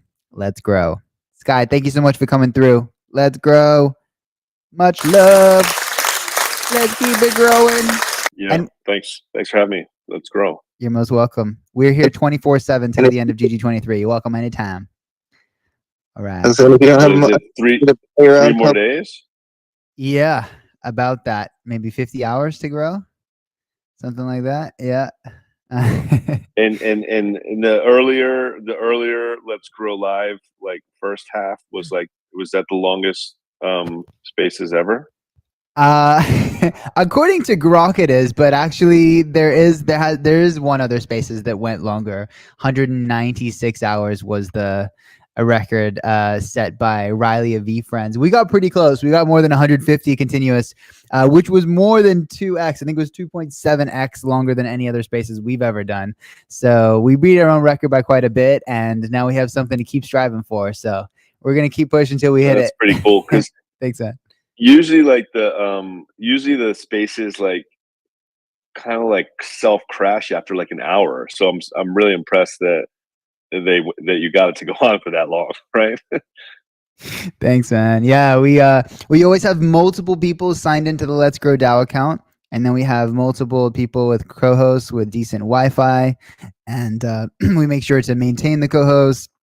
That's another thing that keeps it up, but yeah, eventually Spaces is unpredictable and can rug you. So it's partly luck, partly strategy. So we just got to take enough at bats until we get it. Yeah. Yeah. Cool. Awesome, man. Well, all right, thanks. Thank you again, Sky. I just want to say I got a lot of love for the Public Nouns DAO. It changed my life. I don't know if I would have been able to break the Guinness World Record officially if it wasn't for the support of Public Nouns. So I will always be in support of the mission. And I love these Public Good Saturdays we've been doing. And I'm going to keep that up and do everything that I can to support. And yeah, Civil, let's set up this working group. Let's get the community together and see how we can support, whether if it's applying for other grants from Mains DAO, from Ethereum Foundation, from ENS, whatever it may be, or other creative strategies to keep it growing. As long as the will is there, there is a way. There is a way, and the will is strong. So we'll make it happen. Sweet.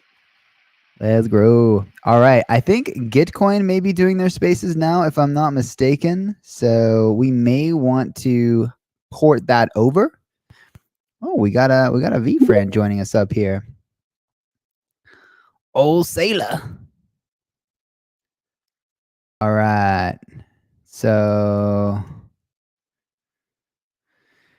Gitcoin is in fact live. If y'all want to get acquainted with the Gitcoins, it's a shill and chill. It's a shill and chill. You probably don't want to miss it. If you want to get in the last shill in, LF Grow. But what's up, Old Sailor? How you doing?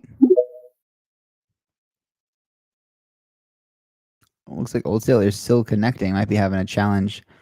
Let's grow, Co.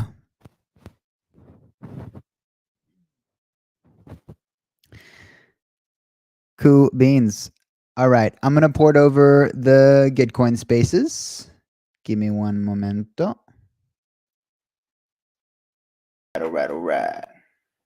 Here we go. Or is it Geezer's now too, huh?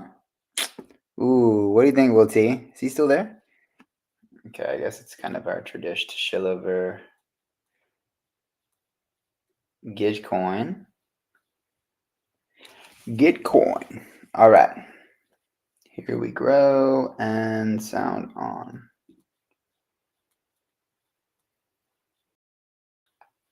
Daniel's up there. Human passport.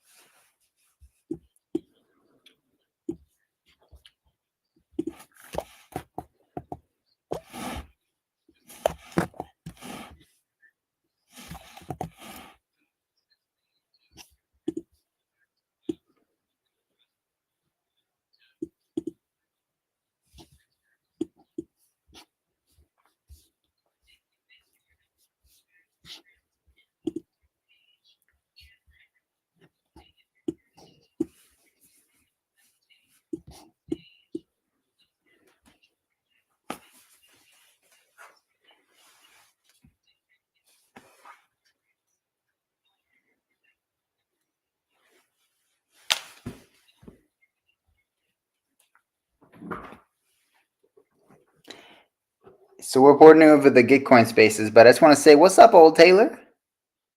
How you doing? Right on, man. Very good, thank you. Very good, very good. Great to have you in our Let's Grow Live.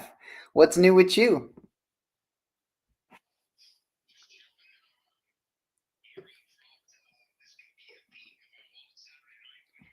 Woohoo, dude. Congrats, man. Congrats, dude. He's making it rain. I love to see it. I love to see it. That's awesome, man.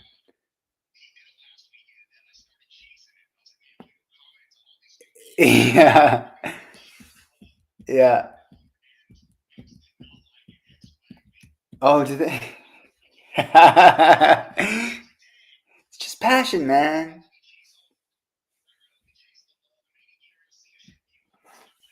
Uh-huh. No.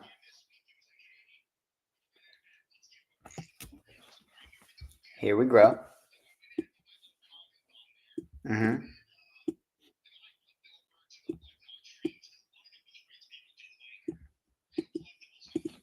Yep.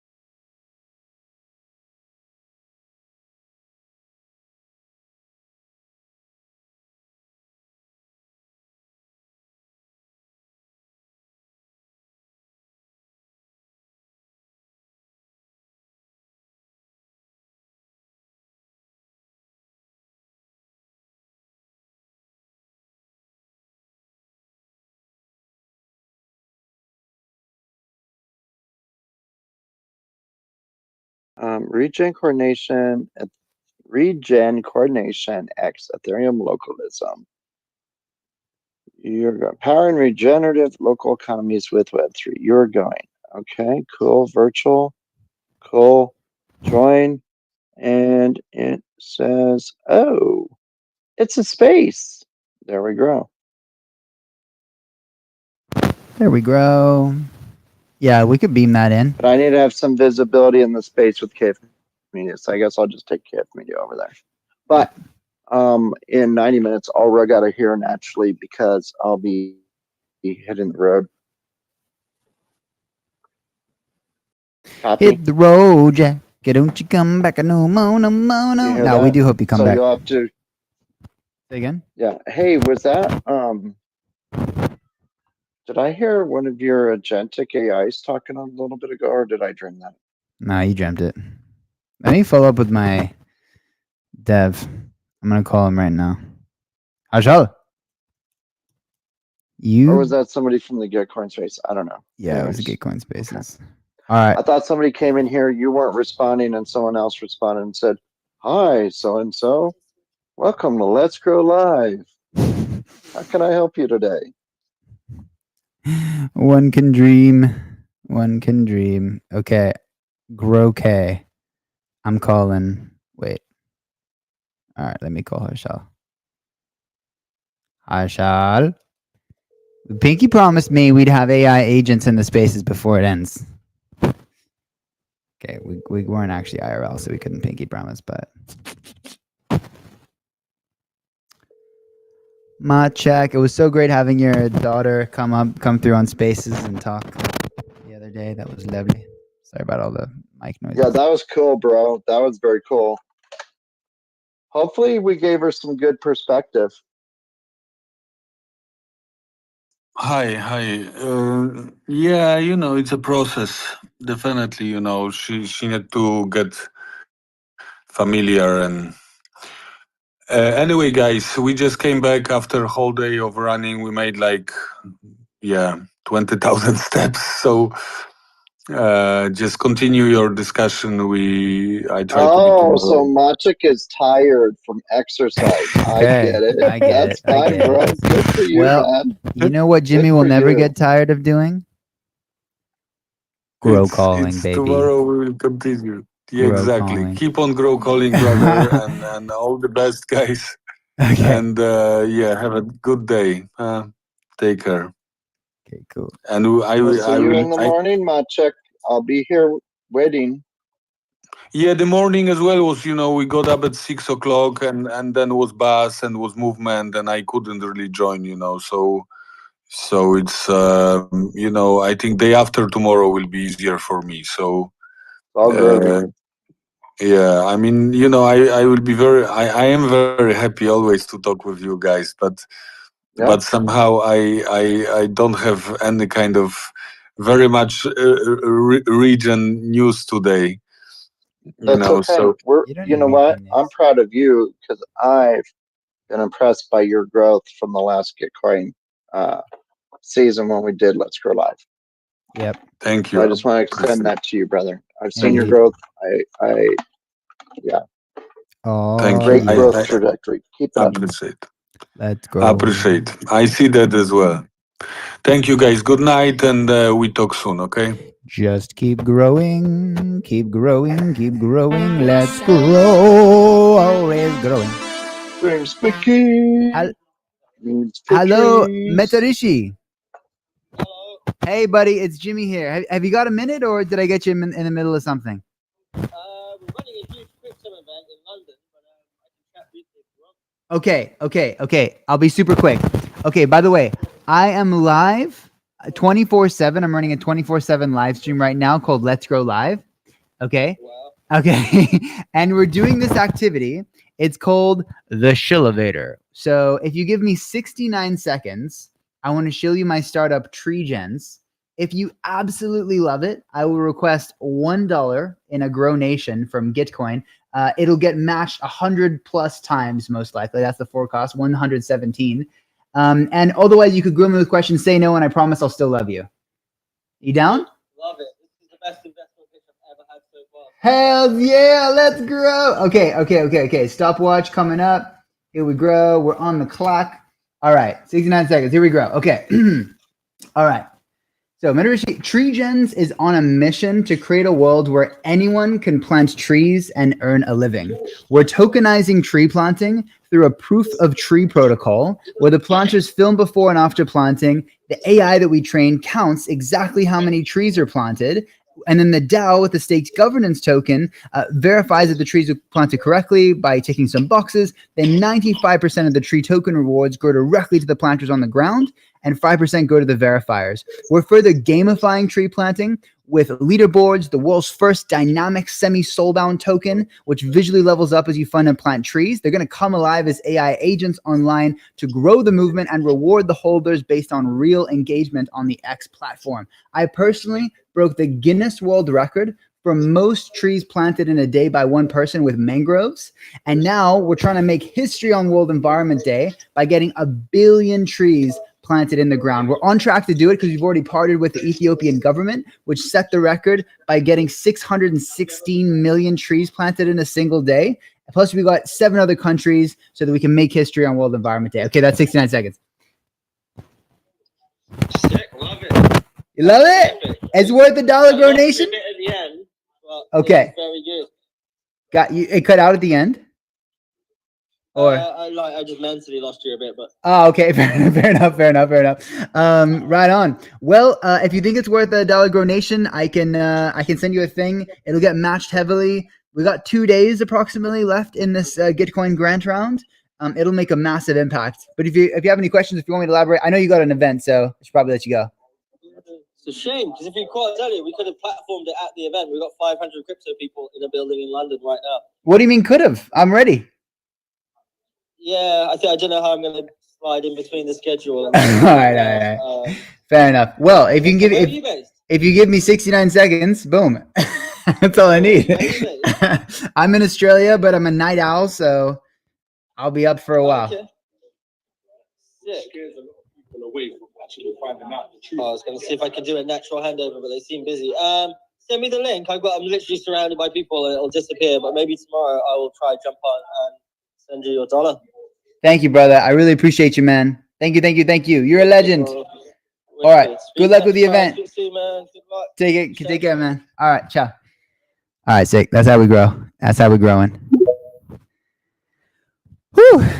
All right, man. We almost got a presentation. Lucius. Welcome, Lucius. How you doing, buddy?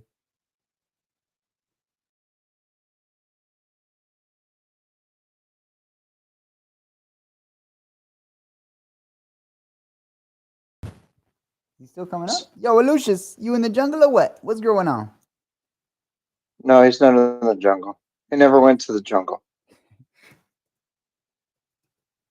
I wanted him to tell you about the super cool conversation he had last night with someone from what's his name? Stu Kwan? Yeah, Stu Kwan's. Oh, he dropped back down. Oh, he's rugged. I wanted him to tell you about the conversation I had last night with someone from Stu Kwan's community who has trained a ChatGPT to create stories, and it's all through voice. The prompting, the storytelling, all of it. Ooh la la. Mm-hmm. Ooh Super cool. La la. So him and Lucius geeked out a little bit last night. Okay. Look at And you then guys. I'm like, hey. Oh, when Sev came out, I'm like, well, Sev got grown on a roll. And I was like, oh, hey, I got an idea.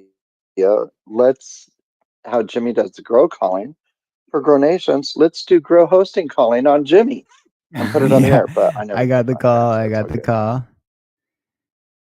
Wait, did you call me this morning? Or did I wake up? It's all a blur. I did. You did. Yep. I called you. I said, bro, I'm falling out. Yeah, I need to go to sleep. You're like, don't worry, Will T. I got you back. Yep. Boom. Jimmy comes through. And that was right before Snowy came on. Snowy did come on, right? Or did she oversleep again? I think she overslept. I don't know. When I was up, it was 7 in a row. It was 7. What's his name? Maybe I. Yeah, I was like there There's to Lucius. steward, not to host. I was like in and out. I was falling asleep, and then I started dreaming about what they were talking about. So they started talking about like robotic trees, like mechanical trees is what they're called. I'm pretty sure they're talking about direct air capture. For some reason, they called it mechanical trees. I don't know why they said that, but in my dream, we were having all kinds of mechanical. It was All right, it was let's awesome. try Lucius again. Let's send out the Starlink to Yeah. Lucius. Oh, let's grow. Let's grow. Starlink received. How you doing, my man? Full bar is here. How we growing? How many grow how do you say it? Grow calls have you been doing in overall? Like how many Enough for successful Telegram grow to calls tell me do to you have? chill out. Telegram's like, bro, now you doing cold calls on Telegram. That's not too Do you much of not that. have premium? I do have premium, but you send too many messages And and they it'll still tell told you. you to chill out. Yeah. Even with premium, it told you to chill out. Yeah, Wow. I don't know that Jimmy got that's. put in timeout from Telegram. Yeah, no, it's back now. Like I'm not like in spam police or anything. It's just like you can only cold call so many people I in a know. day before it's like, yo. No. I'm just saying. Oh, wow. Yeah. I didn't know there was a limit with premium. That's good to grow and good to know. Steve Crypto. Steve never had a message, but he's in my Telegram. So, GM Steve. You know, Couldn't I'm make in it your to Telegram. the Impact concert. How was it? Can you tell? bro, it was amazing. It was amazing. Though not everyone who said they were going to come came. Obviously, it was a Sunday, so all right. But it's a staple. It's now a staple of Let's Grow Live. Every LGL is going to have its own Impact concert, and with even more planning, bruh, it's going to level up. Love it. We had Easy saying, "No, yeah, we should put do it. like We should make it an Impact Festival." And I'm like, bruh, that's literally the name of my festival. Like, we're the same person. Yeah, man. We should make a list of all the stable events for LGL. So for next time we can like organize the concert, the grow jar, like to have everything mapped out of all the events happening, and then we can be efficiently planning all of them at the same time. Yeah, maybe I should How call many people. stables do we have? How many what stables? Yeah, we have the Growcat. I mean, yeah, Shillevator. We have the Shillevator thing, the Grow Police Week, right? Yeah. The Impact concert. I don't know if grow calling's becoming a that's staple it. now. That's just what Jimmy does when people don't show up to their shift. Actually, grow calls is not a bad idea. It's fucking dope, And, right? like it's cool because you can just put someone on stage and be like, Yeah, "Do you want to be I on got stage Benjamin still?" Life in here just by grow calling him. What? Yeah. When did I miss Benjamin Life? Oh man, it's a thing. Yep. That's my new Gromy, bro. You're a Migro. Gromy and No, my Migro. new Gromy. Just Gromy. Did I tell you about the time we had at the Yellow House? Lucius was there. Lucius got me talking to this girl that knew nothing about Web3, giving her a whole dissertation on Web3. It was good actually. You became the rock star of the night, right? Oh my god.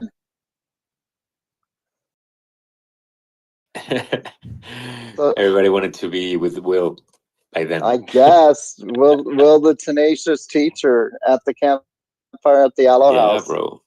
You have it. You get it. I guess so, bro. Yesterday was an amazing combo, huh?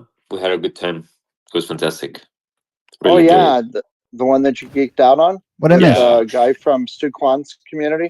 Yeah, and also, bro, wow, the conversation that Koi and Sev had, man, I went to bed. I wanted to talk so bad, but I was already like in the room.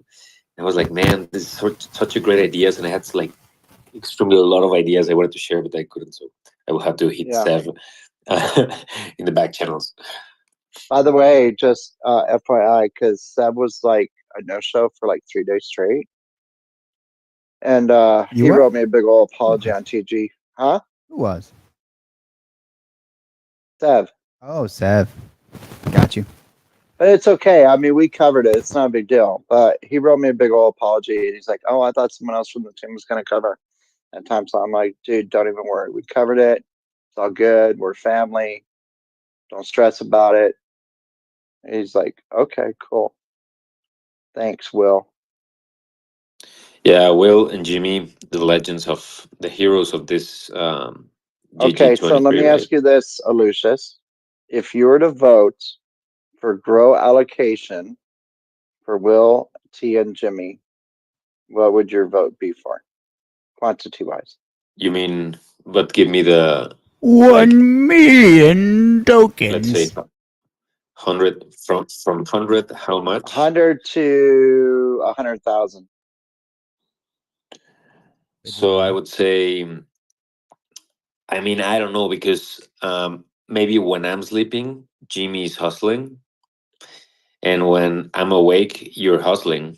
So it's like, I don't know who hustles more, and both of you are very much in the conversation. So it's not that you're just phantoms. I would say Jimmy, because Jimmy just keeps the tree. Ah, well, you too. Damn, it's difficult, man. I would do 50-50. So 50,000 each? 50, yeah. Yeah, 50-50. So 50. So I hear you say 50,000 grow for Jimmy, 50,000 grow for Will T. In case that there's 100,000 of grow to. But it's supposed to be $1 per $1 per grow, roughly, right? Ballparked. So I don't know. 50K is actually a lot. Based on the OTC trade that we established, you're that ratio, right? Growlionaires? In a quarter? 50K a year is like a salary. In 2 weeks? You don't think we've done a year's worth of work in 2 weeks? No, I don't. Okay. I mean, I'm here like 18 hours a day, at least. That's fair. But yeah, depends on the time and effort you're putting. If you're just there, but just yeah, but holding a for regular people, work day is what, 8 hours? If you're a normie? On a traditional work day, yeah. Yeah. 8 or 10. 8 or 10. Okay, then. Man, hopefully today I finish the video, finally. But man, it's wild. I've been listening to Jerry. Look, we have Jerry. Given the success of their Gitcoin grant. I'm so done with this. What, the animation? Are you applying some max headroom stuff? Yeah, bro, I'm doing an animation that is like 2 minutes. I'm like done. Okay, good, because we're almost done with GG23. Let's grow. Let's get it Yeah, right. exactly. Today's the deadline. Today's the deadline. Oh, we've got our meeting on Thursday, I think, right? We got the meeting on Day? Thursday. Yeah, for Love it. Thursday, this has to be already posted, actually. I can't wait, Yeah. brother. Thursday? I thought we were going to get it during GG23. Do what? Are we talking about the animation I post on think Thursday? the animation, I think. No, we have I a don't know, retro Jerry meeting will with say. Day. I'll have the retro meeting on Thursday. Exactly. Oh, retro meeting on about GG23, about LGL. About our RFP. RFP. Oh, RFP. The video is about the RFP. Uh-huh. The video is about the RFP? It's it's a very cool narration. Do you want to hear the narration of Jerry? But the way, okay, so Lucius, what I was referring to. Okay, sorry. Yep. Oh, no, go ahead. No, the way it was like flickering out there for a minute when you were playing it the first time, that's why I was talking about the max headroom reference. Yo, you know what Matilda said in the interview? She said that Gitcoin has never had so many applications. Yeah. Crushed it. I could tell you what she told me in East Denver, but not in a recorded space. So, do you think LGL has been the highest this season? Views? No. As far as what? In like the highest attended? Attended impressions. No? Not even close. No. Oh, not even close. I think it was Number the first. Number one, I feel was our best attended. Yeah, season, right. Yeah. What do you think we should do to improve this?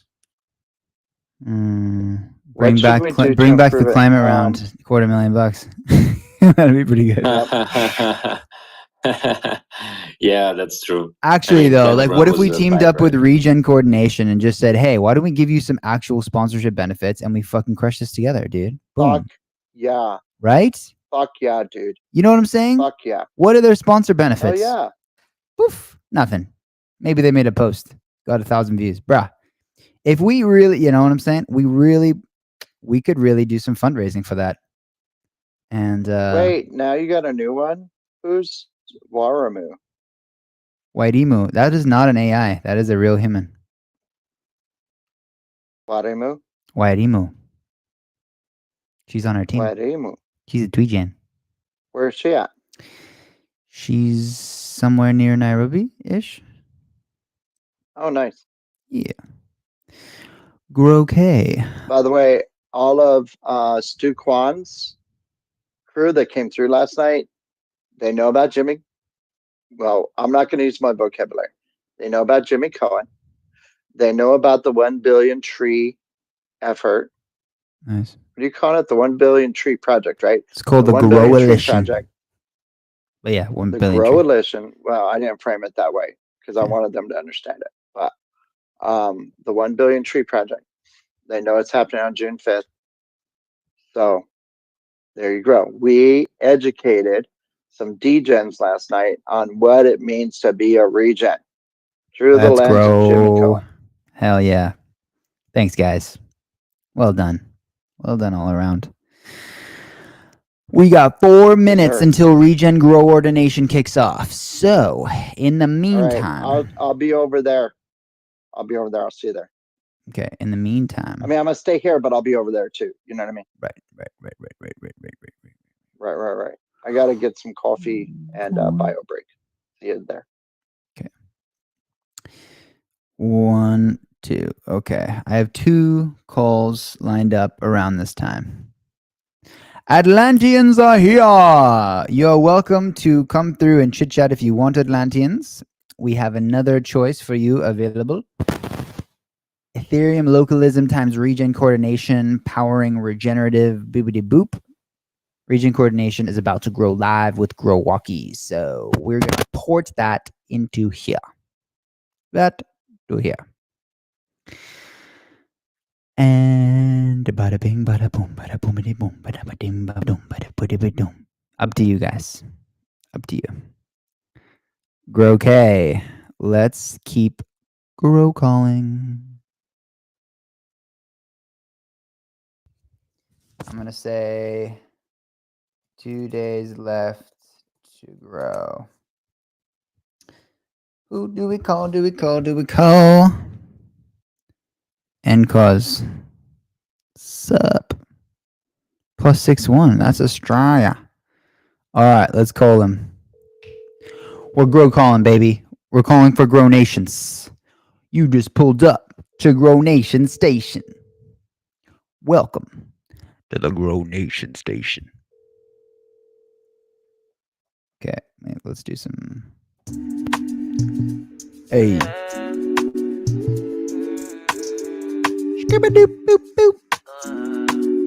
Welcome, Daniel. Welcome, Valentine. We are grow calling until the Regen Grow Ordination space starts. Hey. Sung by the community. Trees, you got to plant what you eat. Plant what you... You got to plant all your seed. You got to water your seed. Water them. Trees, you got to plant what you eat. You got to water your seed. Water your... You got to plant all your seed. Grow nation, plantation. You can use it for your meditation. You don't need doctor for your medication. Just plant a seed and be patient. Grow nation, plantation. You can use it for your meditation. You don't need doctor for your medication. Just plant a seed and be patient. Don't you really think when you burn the trees down? Don't you feel guilty when you cut them down? Tree jeans. Alright, we're calling Rodrigo. 3rd time's the charm. Oh no, I closed it. Plant your seeds. Okay. I know I'll make you hinder me. Broke the record for planting trees. Give me trees, give me melodies. Love the nature And forestry. Nope. No one make you slow me down. I no one make you dull me now. Follow me to a fruitful ground. Everybody let us grow. Tree James, plant your seeds. Jimmy Jimmy Jam. Tree James, plant your seeds. Plant your seeds.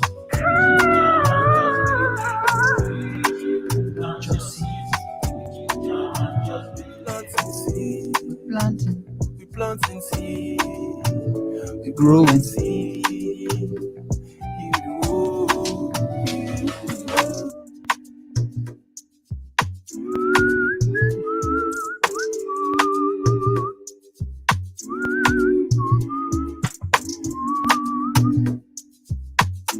Okay then. Let us continue.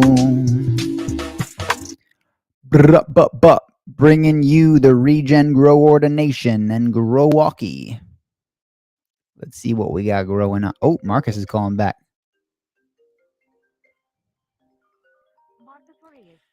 Hey, yo, Marcus. Hey, Jimmy. How you doing? I'm good, man. I'm good. How you doing? Before you answer the question, let me first tell you, I'm currently live. I'm live 24/7. It's Let's Grow Live. Okay. Yeah, on the air. Okay. Giving you advance notice. Okay. All right. So, all right. I thank you for calling me. I've been doing this thing called the Shillevator. Here's how it works. And I know it's a random call, so if it's not a good time, no worries. But here's how it works. If you give me 69 seconds to shill you tree gens, if you absolutely love it, I will request a $1 Grow Nation, which will be matched 50 to 150 times by Gitcoin. Otherwise, you can grill me with questions, say no, and I promise I will still love you. You down? Let's grow, Marcus. Okay. And I know Kleem is doing some things. So if you want to give a shout out to anything, we're live on 13 social media channels. So you're welcome to give a quick cheeky little promo as well towards the end. Okay, hold on. So let me do stopwatch. Here we go. Okay. All right, we're on the clock. 69 seconds. Okay, Marcus. Tree Gens is creating a world where anyone can plant trees and earn a living. We're tokenizing tree planting through a proof of tree protocol where the planters film before and after planting in our DApp. The AI that we train counts exactly how many trees were planted.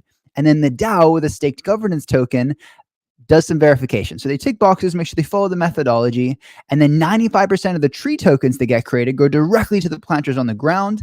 And then 5% grow to the verifiers, the DAO members. You know, I personally broke the Guinness World Record for most trees planted in a day by one person. Well, now we are growing a movement of tree planters around the world. We're trying to make history and get 1 billion trees planted on World Environment Day. What's crazy is we're actually on track to do it. So we've already partnered with the Ethiopian government, which set the world record by getting 616 million trees planted in a day. Plus, since COP29, we've partnered with 7 other countries. So we're trying to collectively get 1 billion trees planted on World Environment Day. Once we accomplish that, we'll have so much forward momentum, we'll be able to regenerate the world. Very exciting. Let's go! You probably already know the question that I always ask you. Please. Which is, planting trees is great. I wonder who is actually going to pay the people to plant the trees, or is the idea that like basically where will the value of the token come from? Got you. Okay, so we have kind of 4 different drivers for that. Okay, so a big one is businesses. Pre-launch, we've already gotten 1.2 million trees planted, and this is just businesses who want to make the following claim. We planted 1 million trees, right? It's not carbon neutrality. It's just that they funded trees directly, right? Another one, so parallel to the decentralized tree planting rewards, we are aiming to do centralized carbon projects and selling carbon forwards. So the future value of carbon credits in the shorter term, which will allow us to multiply the trees by reinvesting back into the trees. But we could also take a portion of that carbon forward revenue and have a buy burn mechanism to support the planters all across the world. That's number 2. Number 3 is direct to consumer. So we're going to be building this army of door-to-door fundraisers. So we're going to go door to door, knocking on doors, getting people to pay every month to fund trees, and we're going to use those funds to buy and burn the tree tokens, and they're going to get their video NFTs as updates on chain. So that's a really easy way to get people on board and to have a consistent demand for it. And then the fourth one's we're not counting on it, but we know it's there. It's speculation, right? Some people, you can only create the tree tokens by planting the trees. You only get 1/6 of a tree token for the initial plant, and additional 1/6 every 6 months over the course of 3 years. So there is kind of a supply restriction on it, and we're going to be doing all kinds of big promotions, breaking wall records, which is going to have demand. So some people are going to speculate, and that is one other demand category of the tree token. So that's 4. And what kind of trees are people planting? Or does the program differentiate between different kinds of trees? It does. Initially, we're starting just with mangroves, so we can grow from there. We have to grow our supply of tree tokens with the demand. And so we're starting with mangroves. We have 9 mangrove advisors, and the AI is currently trained for mangroves. But going into June 5th, we're actually going to be training our tree counting AI for about 40 different trees. That's for Ethiopia. Ethiopia doesn't have mangroves, but we're going to be expanding from there. So yeah, the vision is a world where anyone can plant trees and earn a living, but we're starting with mangroves and growing out from there. Cool, very exciting. And what's the user experience like? Like, if I'm a tree planter in, say, Ethiopia, right, and I plant trees, like, do I need to create a wallet, or like, how's that experience going to look? Super smooth. We partnered with the General Magic for our front end. General Magic has done, like, they did Give It, the whole bunch. So they're using Third Web. So just with an email, you can or email or social login. If you have MetaMask, great, but you don't need it. Just email or Google. It'll create the wallet in the back end. So Third Web integration. It's kind of like social account creation. It's really smooth for people to scalably get on chain. Very cool. Let's grow. Cool. Yeah. I mean, as a contributor at Themo, we're always trying to find ways to engage people and get them contributing to the climate. We're in the middle of relaunching our protocol, version 2 of our protocol, that is still focused on carbon credits, but does give us some flexibility to accept other assets in the future. And so, yeah, maybe one day we could hold tree tokens in the Klima Treasury as well. Let's grow, Marcus. That's awesome, dude. I would love to explore that with you further. Like I said, we're live 24/7 right now. We're on Refi DAO. We're on Regen Network. We're on like 13 different social channels. So if you want to come on and chat about the next chapter of Klima DAO, you're welcome literally anytime, or we can schedule something and get some promo out there. Cool. Sounds good. So how do I donate? Oh, I'll send you a link. I'll send you a link to get the crazy matching. You would have to support a few different grantees. So I have some I'd recommend, but I think around $3 each is how to get the crazy matching there. It's on Arbitrum, but now they have a bridge built into Gitcoin. So right below the donation button, there's a nice bridge there. Thank you so much, Marcus. Yo, I really appreciate the donation. It's going to make a massive impact. You're so welcome, Jimmy. Good luck with the program. Let's grow, Marcus. You're a legend. I appreciate you, fam. Much love. Let's grow. Okay, we'll be in touch. All right, ciao for now. All right, sick. Cool. Regen Grower Nation.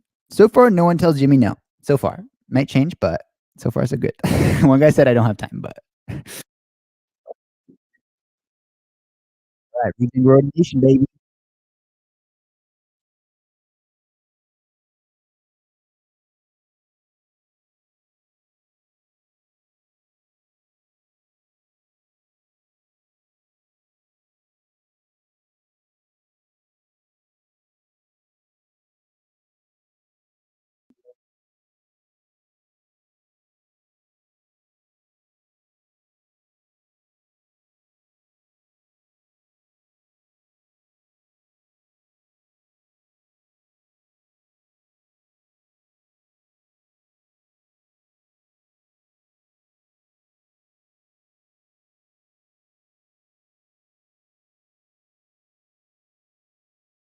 Uh-oh.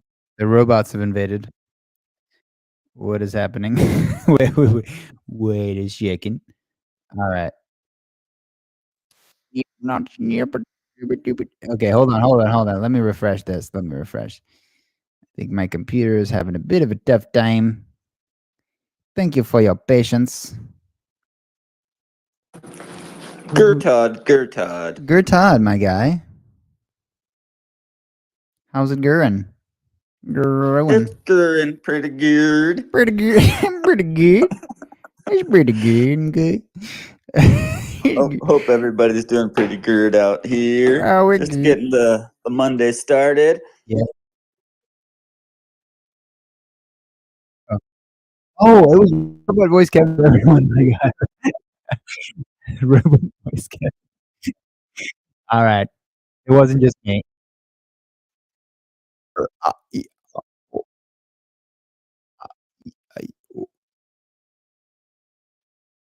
Yeah.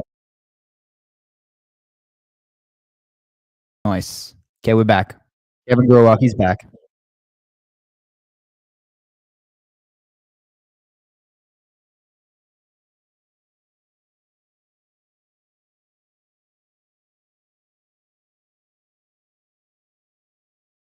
Wait.